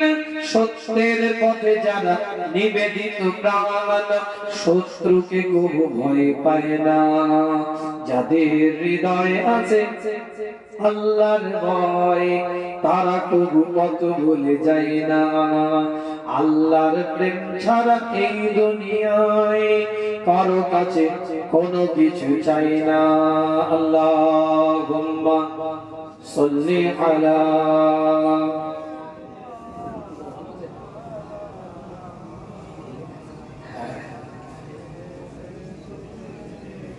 মাশাআল্লাহ। আমার কাছের মানুষ, ভালোবাসার মানুষ, মহব্বতের মানুষ, যোগ্য একজন। আজ সমাজের বুকে কোরআন হাদিস বলার মানুষ কমে গিয়েছে। আমার ব্যক্তিগত পছন্দের একজন বক্তা হযরত মাওলানা মোহাম্মদ রুহুল আমিন সাহেব বসিরহাট আসছে, আলোচনা করবে আপনাদের খিদমতে। দলিল ভিত্তিক কথা বলে, কোরআন হাদিসের কথা বলে। এদেরকে প্রাধান্য দিন সমাজে। যারা কোরআন থেকে কথা বলবে, হাদিস থেকে কথা বলবে, শরীয়তকে প্রতিষ্ঠিত করার চেষ্টা করবে, প্রাধান্য দিন, সম্মান দিন। ওয়াজ শুনুন, বুঝতে পারবেন। আমি যার নাম করি না, এটুকু মনে রাখবেন। আর কোন স্বার্থের জন্য কারোর কথা বলি না। দলিল ভিত্তিক কথা বলে, কোরআন হাদিসের রেফারেন্স দিয়ে কথা বলে, আলোচনা শুনে জীবন তৈরি করে। মসজিদের জন্য ভাইয়ের হাতেও কিছু দিবেন। আমি একটু শরীক হলাম। আল্লাহ আমাদের সকলকে কবুল করেন, সকলে বলেন আমিন। প্রতিষ্ঠান আমাদের দুজনের হাতে না দিলেও এই মসজিদকে কিন্তু আপনাদেরকে দান করাতে হবে, নিজ দায়িত্ব নিতে হবে। কথা ঠিক না? মসজিদ আবাদ করতে হবে, মসজিদ বানাতেও হবে। আল্লাহ আমাদের সকলকে কবুল করেন। আল্লাহ আমাদের তাওয়াক্কুল রাখেন, মজবুত তৈরি করেন। দুরূদ শরীফ। আল্লাহুম্মা সাল্লি আলা ওয়ালা আলি সাইয়্যিদিনা। তাকবীর, নারায়ে তাকবীর। হযরত মাওলানা মোহাম্মদ রুহুল আমিন সাহেব, নারায়ে তাকবীর। আসসালামু আলাইকুম ওয়া রাহমাতুল্লাহ। একজন নগদ 500 টাকা দিয়েছে, জোরে বলেন মারহাবা। মেয়েরা দিয়েছে।